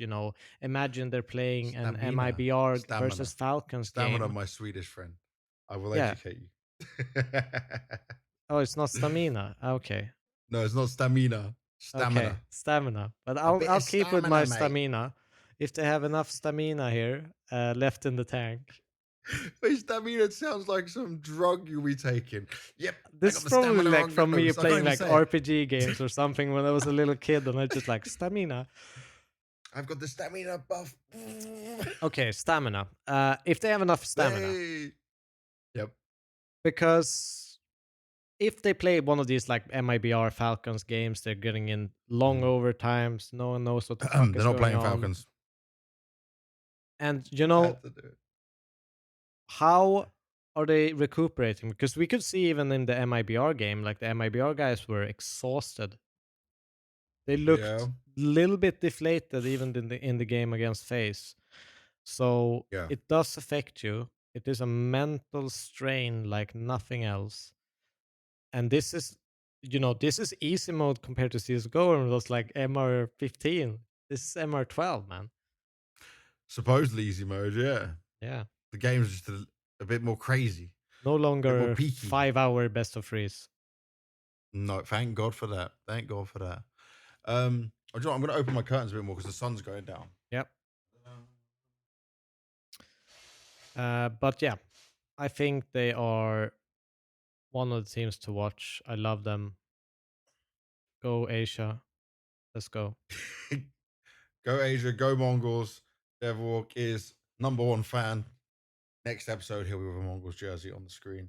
Dude, I would All right, love a from Mongols jersey. Mongols, I'll speak to him for you. Um, from Mongols, let's go to G2 because I don't know, man.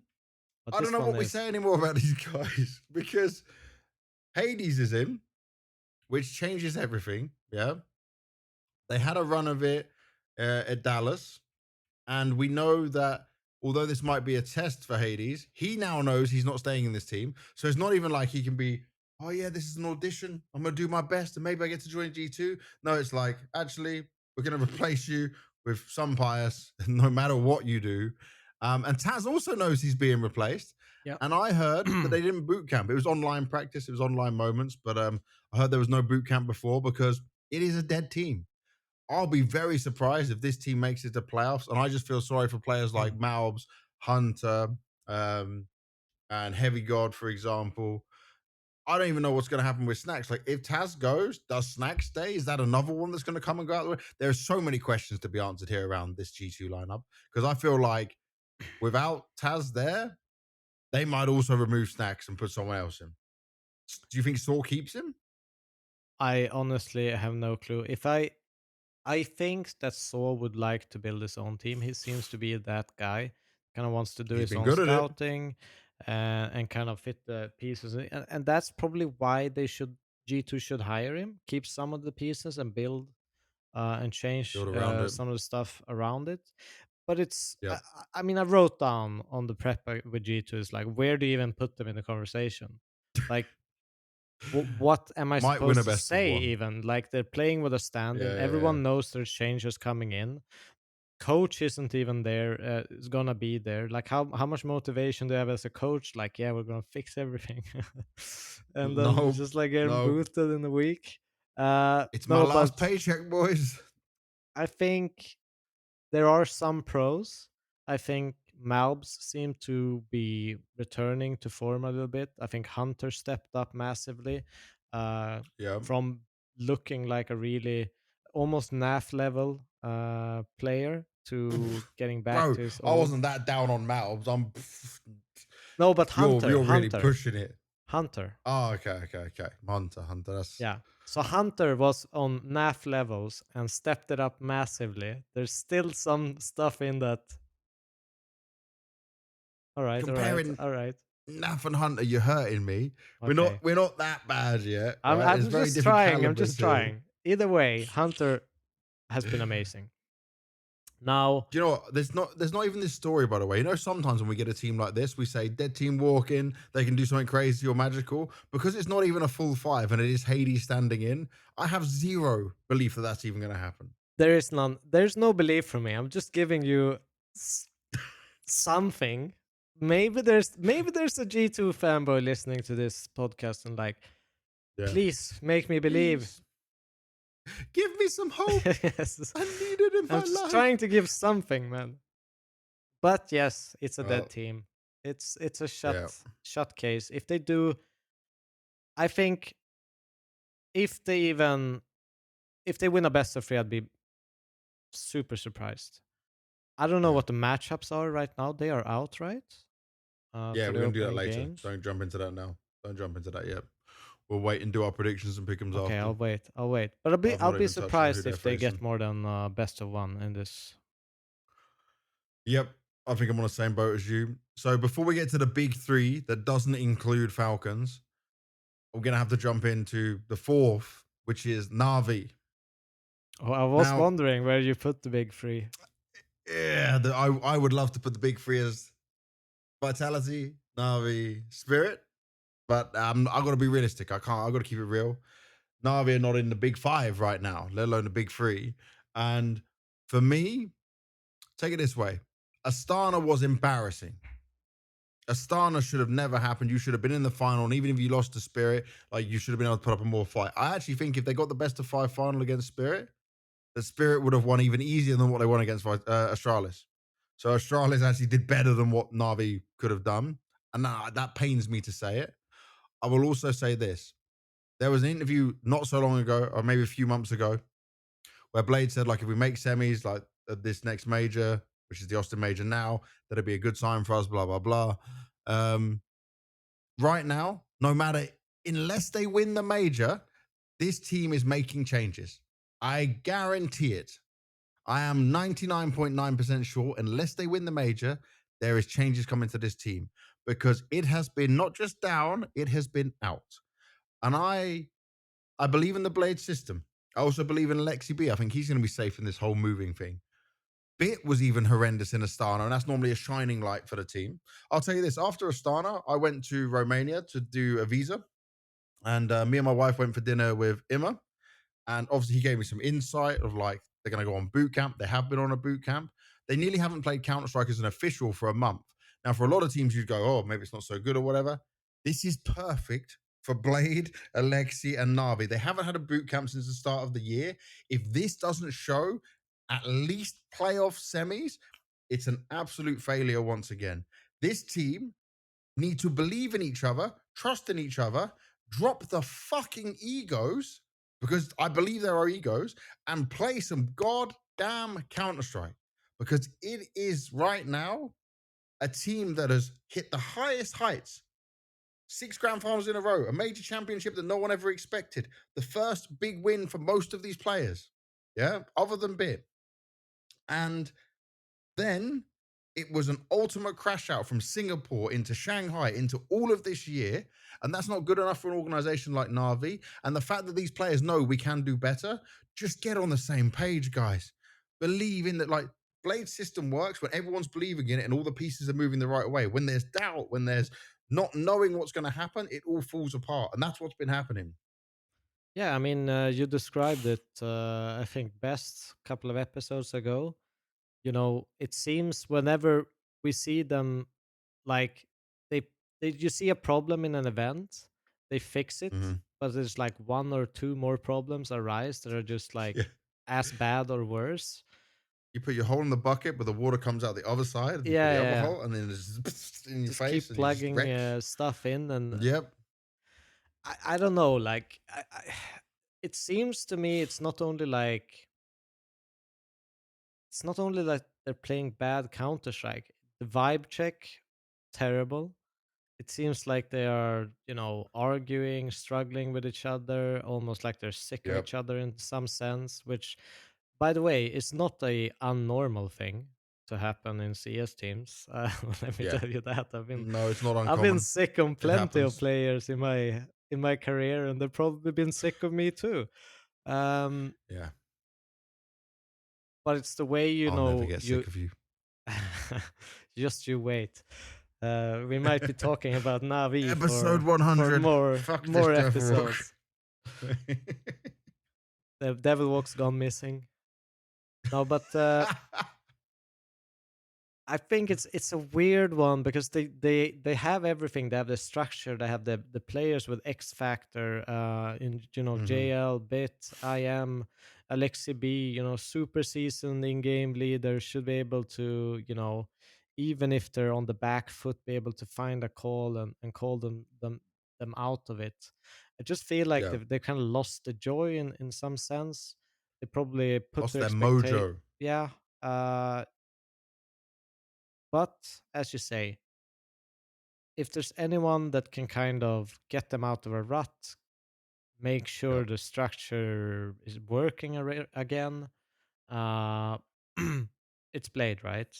It's his yeah. tactical brilliance. It's making sure that they're gonna be super, super, super ready for whatever is is coming their way. But I'm still worried. I'm Yeah, I'm extreme. we all are. Like I don't even know where I put them. They're probably, if I'm honest, they're probably just above G2 in my tier list, or above Liquid, somewhere along there. Level Walk is dead. Change your opinion. Change your opinion Next now. episode on All About Counter Strike with host Banks. I'm getting a new host. Would anyone need it? Dude, you Yeah, can't you can't put them there's that a far job down. opening. Yeah, advertise your own job at this point. Jesus, Yeah, Jesus. No, you're not far away from the truth, if I'm being honest, but I'm not kicking them that far down the curb. yeah, but You put us at okay, the bottom of the but barrel. okay, but am I G2 really? with a stand in and a team that's completely folding. Yeah, but And I'm putting them above them. yeah, but only just. Yeah, but who would you put below? Okay, are you putting Mongols below? Yes. Below Navi? Yeah, and Aurora. What? What do you mean? Of course. Based on Because they what? don't choke on a stage. Yeah, but this is not the stage. Oh, okay, yeah, okay. They can lose to these two teams in a group stage. You are correct, but they probably won't have to face these teams. They'll face these other lower down teams, and they'll work their way through. They're gonna go through 3-1 or some magic. This Come on, man! I'm in my copium. fantasy world. What is this copium? Full cope, full cope. Well, I know you're a big fan, but there's more things than just tactical things that needs to be fixed for them. The vibe check, everything, they need to Yeah, start working but that's up together. to their performance manager. Have you seen their new blog? They did a new blog, by the Yeah. way. Navi, I love the quality of the new blog and the new way of doing things, but it was very short for a team that's been a boot camp for a week. Like 15 minutes was not enough to give me enough information of what's going on. Um, the other thing is that, like, if they can't get the mental fix this event, then obviously they're definitely mega screwed. That has to Yeah. be. So yeah, the mentality, yeah. We'll see. Once they take their first loss, if they take a loss, that'll tell us a big thing. It's not like, okay, I will rephrase some things. I don't think they're gonna just shit the bed and go 0-3. That's not what I'm saying. Okay. Thank God. But I'm saying they will be in that struggling phase of, Will they make 1-2, playoffs in your maybe opinion? 2-2.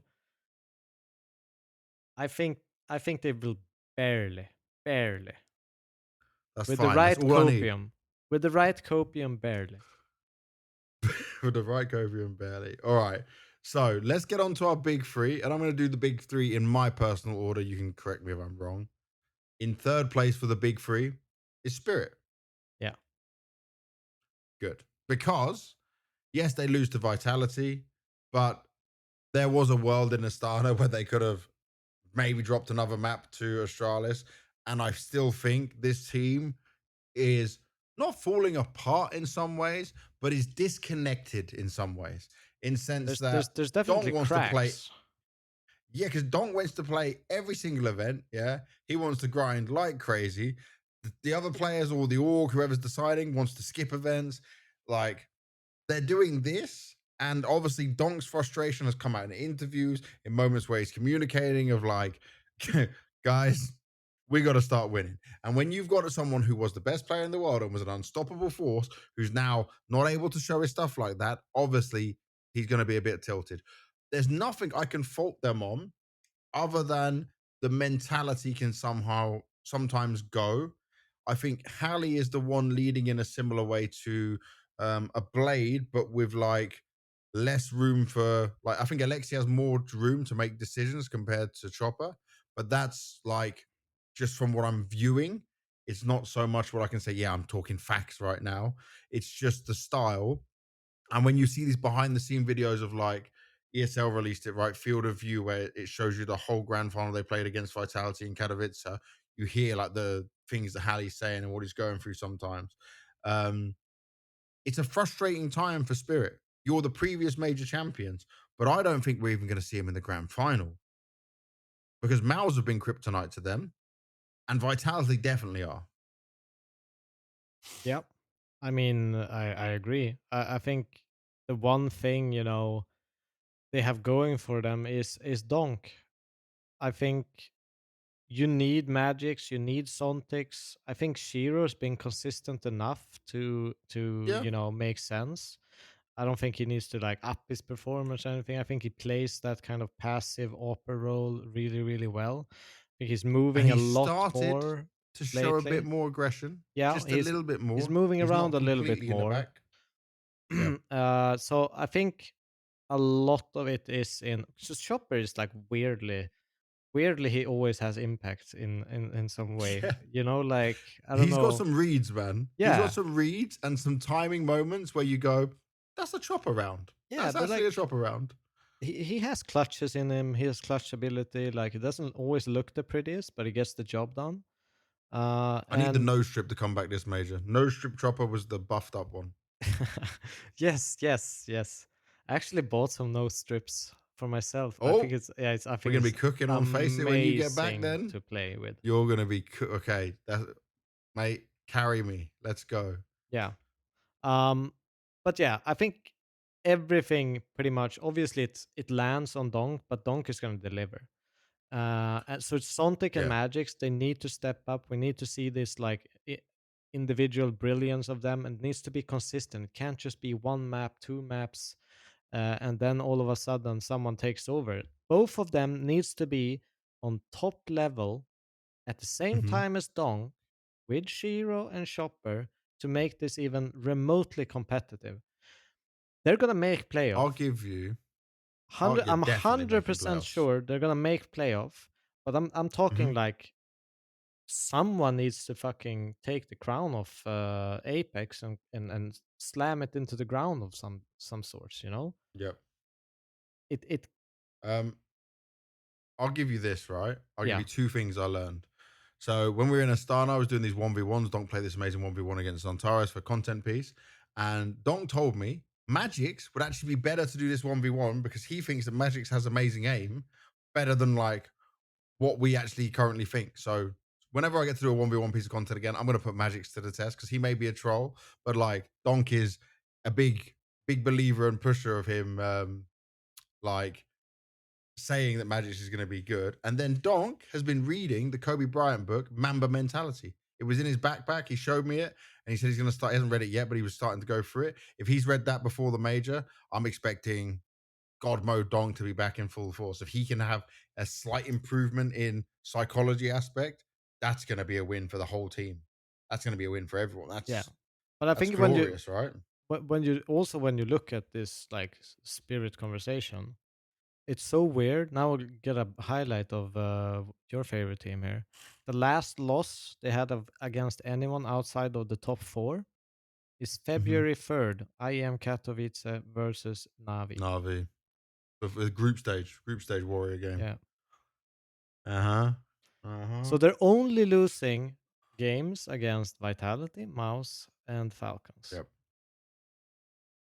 Which is all respectable, and Falcons aren't here. So, you know what, by the way, when Falcons got eliminated, Vitality, Males, and Spirit all went, Oh, Vitality money most. can't buy you happiness. Like they were just sat there laughing. They Yeah, because I thought, that's think just giving us one easier spot. the weird thing is the same thing. Uh Mouse, I don't think they haven't lost to Spirit. No, I don't think so. I, I, I think they've Mouse has only lost to Falcons and Vitality. Hmm. It's one of these weird things where like Vitality they're not losing against anyone. They have Falcons, they're losing against well now everyone, but before they didn't. Uh, Yeah, so kind of like just big in a change up. ladder step for these top. four teams, which is kind of incredible that they are that consistent. These top teams. It's just small, small things. Very small. All right. But So yeah, from Spirit, we go to Mouse, number two. yeah, We can all agree with that. yep, Mouse have been really solid. Mouse, okay, they can lose to a Falcons, they can lose to a Vitality. Falcons are no longer here. That de facto puts them in a fantastic position. Mouse, since having Spinks, have leveled up. Um, Torzi is the star of this team. Zershan sometimes can be a bit hit and miss for my liking. Yimfat, he may be gooning all the time, but he can be solid. I got to just look through Yimfat's stats a bit here because I feel like we're starting to see a better Yimmy again. Because there was a moment where he didn't look as sharp as he was, and it was only a little bit in the middle of this, or the start of this year, sorry. And now he's kind of found his footing again. He's back to it. He's back in a nice spot rating wise. Spinks, I feel like was the perfect player for this team, yep, and a lot of things are connecting. This was the right move in so many ways, and they've been in Germany at the Mouse facility on the boot camp. I saw they got some little buffed up laptops from one of their sponsors, Lucky Guys. They're fully ready. They're flying business right now. They're coming in cool. Being looked after. Like mentally, this is going to be a strong team. And your Swedish boy Brolan has proven me wrong by being a more than capable in-game leader. But I want to understand this, and it'll take some time for us to really figure it out. Is the fact that Cyclone has leveled up two very young in-game leaders. Shuhei first, and now Brolan. yep. Brolan just taking over. Cyclone definitely's got to be eating up a lot of credit in here. No, I 100% agree. I mean, they are I'm trying to make probably more playing light, a and I'm just lot making myself more within. yellow. Yes, yes, you are. I was about to mention it, but I didn't want to disrupt you. But no, I think there's a lot of credit to go to him. I think uh, he seems like the kind of guy he wants is his way, and he's really pushing it in that direction, and it's working, and people believe in him. You've, obviously he's gained their trust. I can't really focus while Banks I is can hear running you the whole around. time. I can I hear you the know, whole I know, time. but I can This see you episode's the going to be a whole bit time. wild. I'm just running around. No, but I don't know if that's worse Mouse, or not. they look super solid. I think the Yep. one thing that I could put on like kind of con list for them was Hmm. it's this is from where I've watched them play like Falcons. When Falcons have kind of slowed the game down, Mouse doesn't really get this rhythm of moving pieces very fast to kind of secure areas. And they're kind of just biding their time until Mouse does eventually make a mistake. Because Yep. Mouse, they are very fast moving. They like to take space. They like to be aggressive, take duels and overflow areas. Kind of a little bit heroic esque style of the old, but not to that extreme. Danish row, Uh, right? yeah, exactly. With Katie and Staven and those guys, Yep. like very very very good at helping each other and very fast to rotate to help each other, and that does give moments where they make these wrong rotations and over Hmm. rotations, leave space, and a slow team that can kind of find the holes and use the information that Mouse kind of give them. That's I think when they struggle the most. Otherwise, I think they're incredibly well rounded. You say Torshi is their like star player. I don't actually think they have that a star player per se. I think they're Yeah, just I'd agree with that. very well rounded. I think they have a good balance of aggressive players and people who can take that more passive role in like Spinks and Jimpat who can kind of they can both be explosive, get a lot of multi kills, hold the sites very well, and kind of Hmm. keep that cool map control type with Search and Brollan kind of leading the charge and trying to get aggressive plays and early spacing. Um, so I just think they're a very, very well rounded team. Uh, Yeah. and they have good team play, and I think they're gonna be, you know, obviously one of the the better teams. They're gonna make it. They're gonna make it Yep. tough for anyone they're playing against. I think they're even gonna make it tough for a Vitality to some degree. Even though I hold Vitality very highly, Mm, I still think Mouse have mm. improved in the way they have approached Vitality. I'm not saying it's Yeah, like record stuff, but I think that in the best case scenario where they win kind of double pistol, they have a chance to break them. That you know, I think that that's where potentially. they're at. Yeah, I think that's a good summary of Maus. And then that leaves us for the obvious potential major winners of the Blast TV Austin Major, two Blast Majors for Vitality if everything works out. But you know what? With this major, nothing's guaranteed. So don't even expect Vitality to go 3-0. No, you should expect Vitality to go Lin 3-0. Vision But Vitality breaks them. yeah, there we go. Vitality are on 100% win rate in the last 3 months. They're on a 30 match win streak right now. They are dominating. They have won Dallas, Blast Rivals, Melbourne, Open Lisbon, Katowice. Like, this team is unstoppable right now. And someone sent me a link just the other day.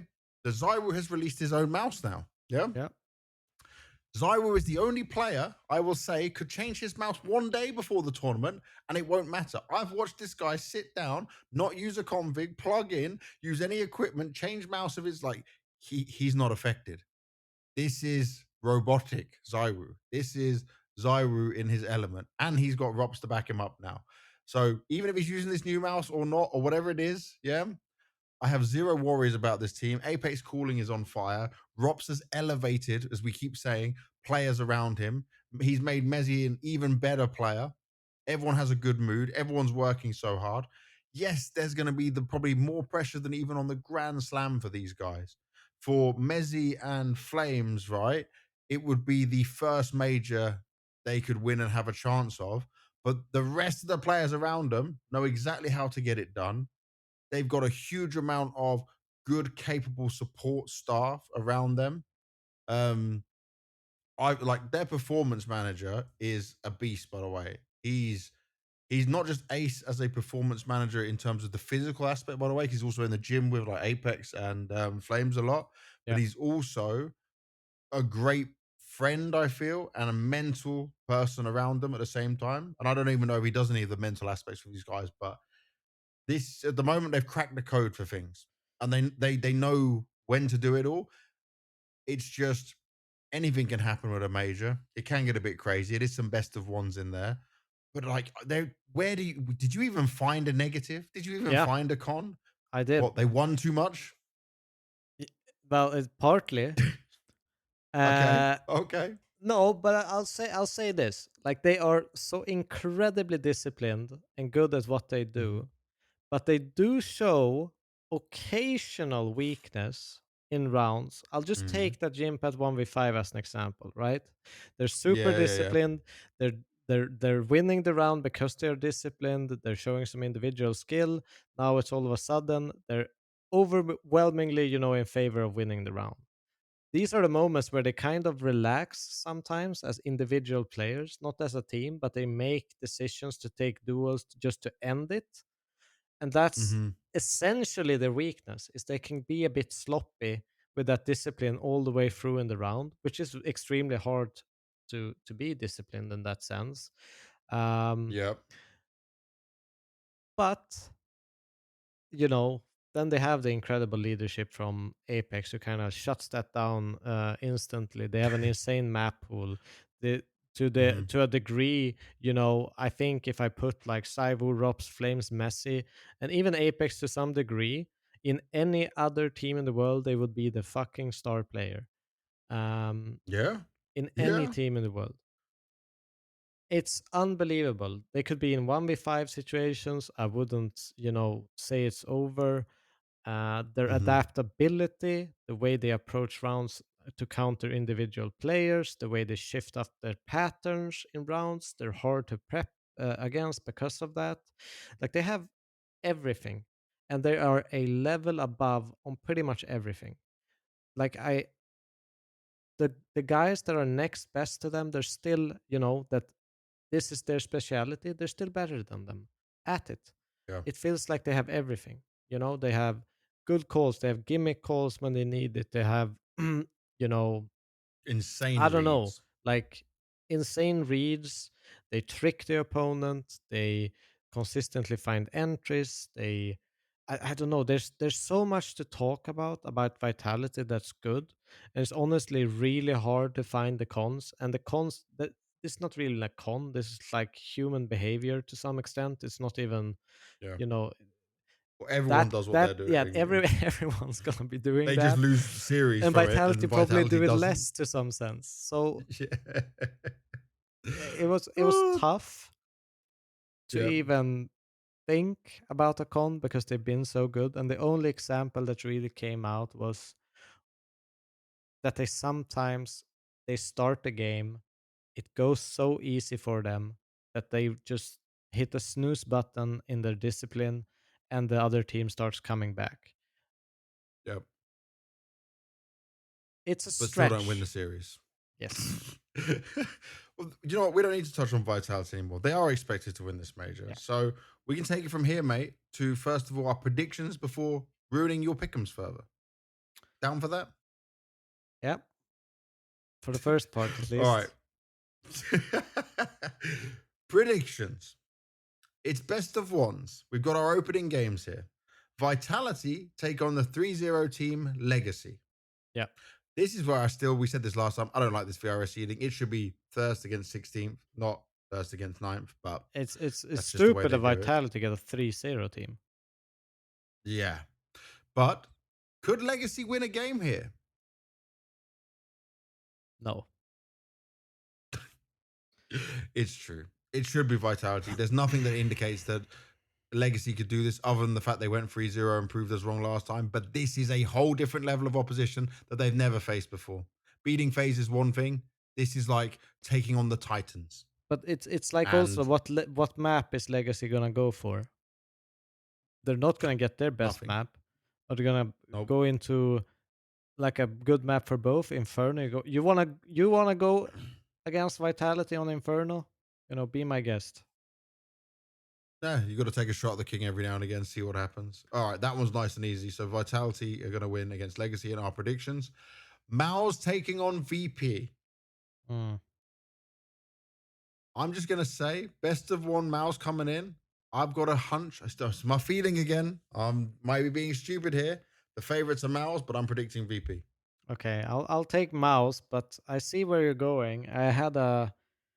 But I'm trying my new logic of last stage was good for VP, so this new tournament is bad. Um, Okay. So you're no, doing Mao's. I think there's definitely a chance Oh. for VP if they play the way they've done and keep that Mm-hmm. consistency. I think they definitely can go into a mouse sports that's probably a little bit over eager or over confident to some extent going into the matchup. Yeah. With VP, it's not like they showed like they are that much of an improved team considering the opponents they played Mm-hmm. against, but they could be a lot better than you expect. Okay, so who you picking? I'm picking mouse. Okay, so you're still picking Mouse. Yeah. I thought I you were just going to go on a ramble and give me you're joining me on VP, but I get no. you. I get you. All right. Spirit versus Pain. I'm going spirit. Yep. I'll do Spirit as well. It's Pain has looked a lot better, but Yep. it's just that Pain don't have enough in it to stop someone like Donk if he gets on a tear, and he's going to be so hungry to play again. G2 versus 3D Max here. Okay. I'm picking 3D I'm going Max. 3D Max. Oh, okay. Okay. We're really down and out on G2 here. Jesus. Mongols Furia. This is a I'm going spicy one. Mongols because there is so much history between these guys, and Furia never wins. I need to actually look at the matchup head to head, but I'm just the I feeling think I have I is think Furia this is never win. a close game, but I'll pick Mongols. But I Hmm. think Furia they could actually snatch this one. Okay, so you're going Mongols with me. Yeah. Aurora Phase. Mm, I'm taking Aurora, because I'm believing in the boot camp, and we've obviously seen FaZe. But FaZe in a best of one is making me think that FaZe could 2-0 to start off with. I'm just putting it out there. Yeah, Have a feeling that FaZe might 2-0 again in the best of ones and come with that energy. I have And to pick I don't Aurora. know a single player other than Maja that would get on the woo woo craziness, you know? Like it might start to affect some of the Aurora players. But ugh, you know, you're taking Aurora, I'll take FaZe. All right. Solid. All right, Navi Namiga. Obviously, I'm going for Navi. Ooh, should I? You can do what you want. Tell you need. I need your honest prediction. I don't need you just to troll me. I need your honest prediction. Well, maybe my trolling is my honesty. Go on then. I'll pick Navi. Okay, smart man. You still like your job. This is a good thing. Clearly, Still I'm have the a one with the job. power in this podcast. No, everything's 50-50. There's none of Yeah. this. There's none of my ultimate power in this. All right, Liquid Lin Vision. Unless NAF Ooh. pops off, Lin Vision is taking this. I'm all in with Lin I Vision having a also want best to of one pick win Lin here. Vision. Is it? Well, we're really aligned on this today. This is unexpected, mate. Well, last time when we were disagreeing, our pick'ems went to shit. If it gets any darker in our room, but in my room, by the way, I'm screwed. We're just gonna have a pitch black thing.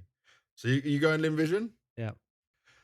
Let's get ourselves closer towards the end of all this. So there are our predictions, guys. Hopefully you've enjoyed that. Hopefully you've also enjoyed the breakdown of the teams. Both me and Devil, it's impossible for us to get Diamond Coin right now. So Devil, open it up, go through the madness with us, I share your want to. screen, and give me your pick'ems. 3-0. Vitality. There's no way they're not getting 3-0. All right. Second 3-0. Oh, oh, this is so hard.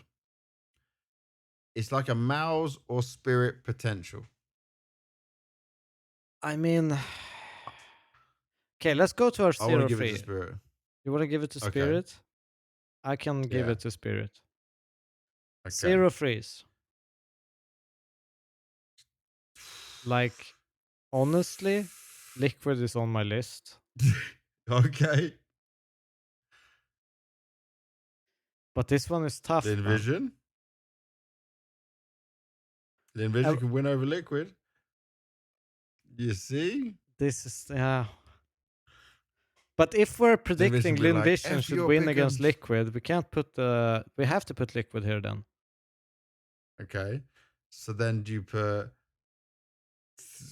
Legacy in 0-3, which has failed us multiple times now across multiple stages? We're just picking the same.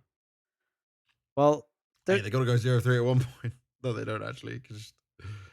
no, but who do you think here is most likely to go zero free? It's not Mouse, it's not Mm, Mongo, it's not Navi, it's not Aurora. no, Could none be of them. G2. G2. We're putting G2 G2 Liquid in there? 0-3. We got nothing to lose, right? Yeah. Let's do it. It's pretty Let's be BM, the crazy. G2 and Liquid, but let's just go wild with it. All All right, right. so making it through. I say Navi, yeah, barely. good. Oh, wow, screw you. Yeah, Put Mouse like this. I think Aurora. yep. So here, 2 spots VP. left. You want VP? Yeah. Do I believe in some phase magic? Phase or Furia? I think is the. Phase or Furia, not a 3D Max. You don't believe in 3D Max? I think you can make it, but. Oh, It's your maybe. choice. I'm personally probably going to put phase in. Okay, I'll put Phase in. Easy. We got nothing to lose. Hopefully we can get gold coin at least. And there's still a whole nother playoff spot of doing this as well. I'm not, do you know what? Our 0-3s I'm the least confident with. One of these twos will upset us. I've done no simulator even. Shall I simulate? Shall I simulate based on our predictions? Okay, simulate based on our In predictions. HLTV's, yeah, HLTV's got our simulator in here. Okay, so we said Vitality will win. We said Mouse will win. We said Spirit will win. We said 3D Max will beat G2, right? Yeah. Yep. We said Mongols will win over Furia. We said Aurora over FaZe. We said Navi over an Amiga. We both said Lin Vision over Liquid, didn't we?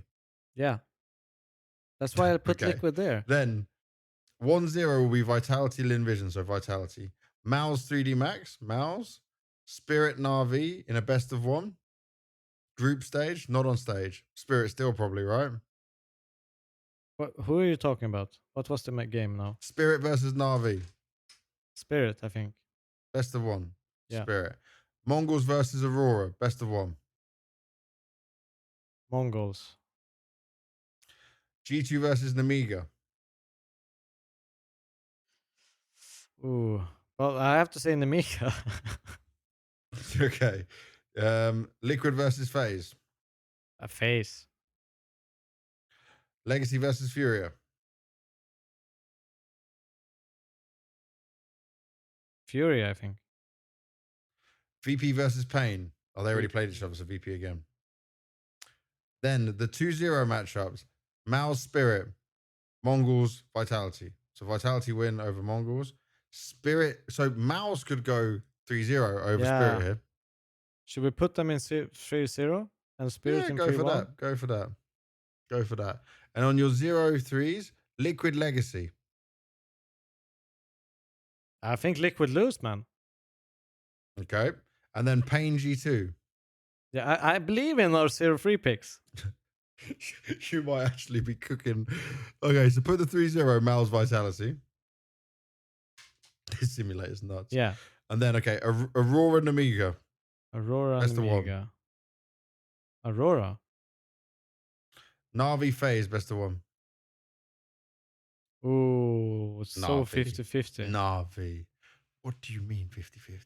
Okay, you Okay, we can go don't let my Navi. bias influence you. Okay. VP Lin Vision. VP. VP. 3D Max Furia. Ooh. Furia? Yeah, I guess. Okay. I was Then we're very getting insecure Mongols. about that one. Yeah, that was that was like Furia. Then we're getting Mongols Navi qualification. So Mongols, best of three. Navi. Probably Mongols. Mongols.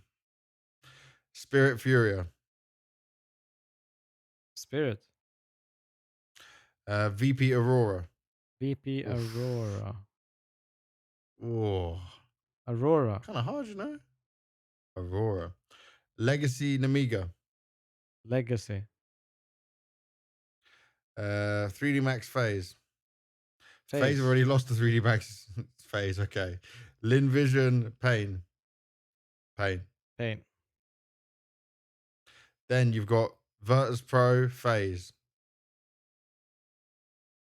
Virtus Pro Face Yep. in 2-2 game. Yep. Oh. Which one? You pick this one. Logic would say VP, but I'm gonna be with my heart. Phase Magic, baby. Okay. So we remove Then VP.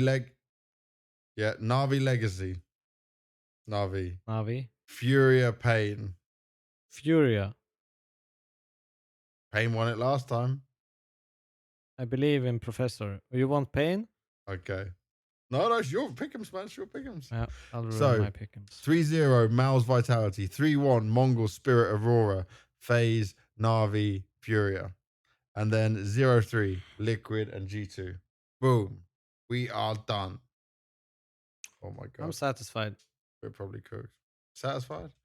I don't know how I satisfied we should think my be, 0-3 but let's see. pick'ems are the greatest. Yeah. I might actually just take them myself, man. I might have to. All right, let's quickly do Q&A because the time is running on and I am hungry. Even my wife has messaged me. She said sent us food to I order. am sleepy. Yeah, you must be sleepy. It's 3:38 in the morning for you. Yep. Okay, Skorga, long-time viewer, always sending in questions. Why do the Falcons, a team renowned for mechanical skill, frequently choose to play Nuke, considering it's one of the most tactical maps? Wouldn't it be advantageous for them to avoid it, especially in a best of one against teams that are theoretically less mechanically skilled? That's a Well, question for you, Devil. yeah, but okay. Just because a map is Yeah, but okay. tactical doesn't mean that it negates mechanical skill. I think Mhm. there are some maps, for example, if you look at Anubis, I could take as a good example where it's like very, very tactical, but I actually think that it's very chaotic and it's hard to kind of get the mechanical skill. You're gonna a lot of nades in your face, a lot of Molotov smokes. It's a lot about like snappy decision making when you're in CT. Yep. I mean, you can imagine playing like A site, being super mechanically skilled, and there's flying 8 flashes through the window that you are blind of. The T's they're running towards you. It doesn't really matter how mechanically skilled you are to a certain extent because you don't have the time to execute that mechanical skill in those scenarios. Where Nuke, I think, is it's more about positioning tactically Mhm. rather than everything just being tactical. It's a very slow paced tactical map where mechanical skill is shining a lot more than these very fast pops. Where like on Anubis, right, you're popping B main, popping through con. It's very fast paced, chaotic. Then I think Yeah. mechanical skill actually shines a little bit less, and it's a little bit more about small timings and getting the most out of a very small window of opportunity. Where Nuke is Mhm. more slowly creeping forward. Doesn't mean that there isn't pops and these things happen, but I think it's more, you know, you want to get someone into lower, he's holding, you're taking warehouse control, garage, you're moving people around the map, and it's not as Yep. intense and close combat as you'd think. So I'd say it doesn't negate mechanical skill to play a map like Nuke. While I understand why your thinking goes that way, they're not opposites.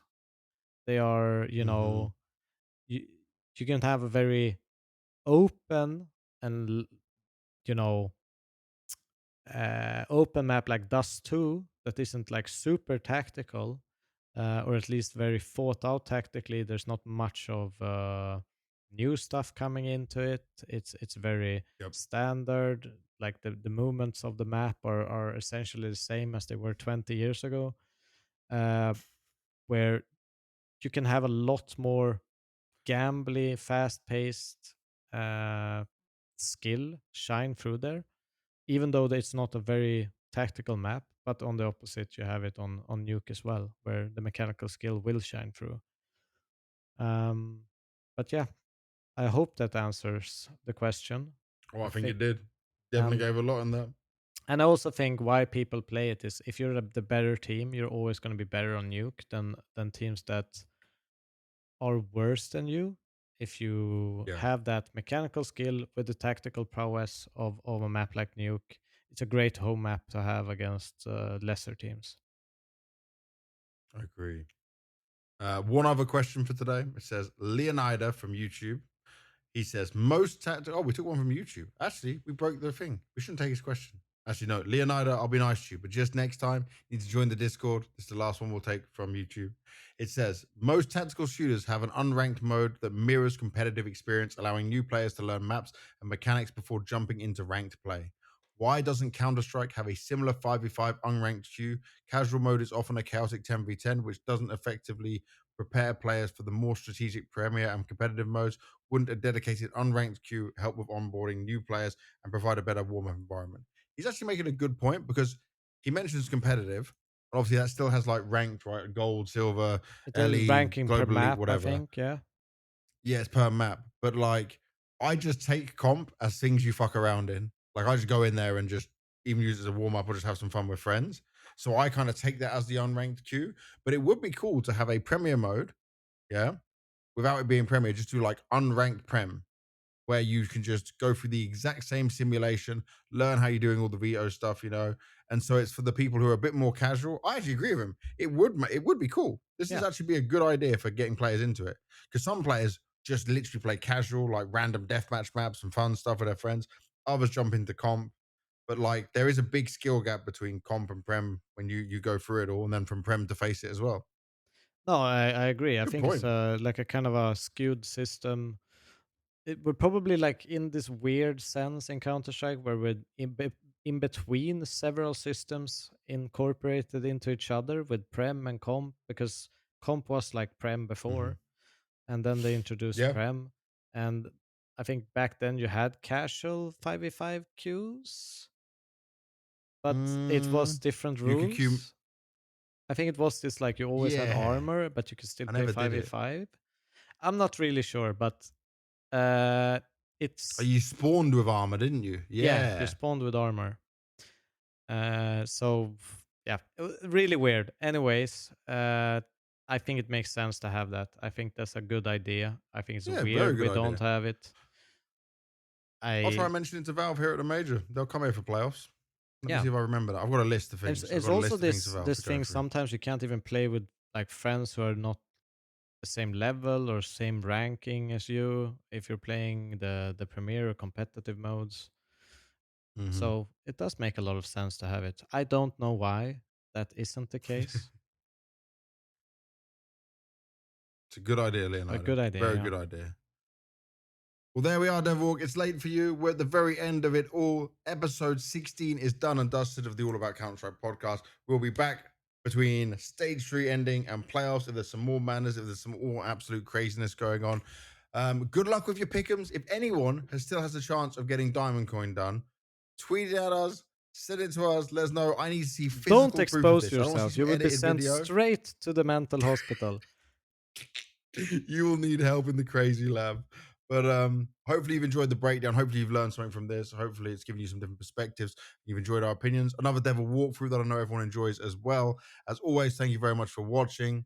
Big love to you all. Make sure you like, subscribe, review us on the audio platforms. It helps everything with where we're growing and going from here. And stay safe. Look after yourself. Enjoy the major. Thank you. Bye bye.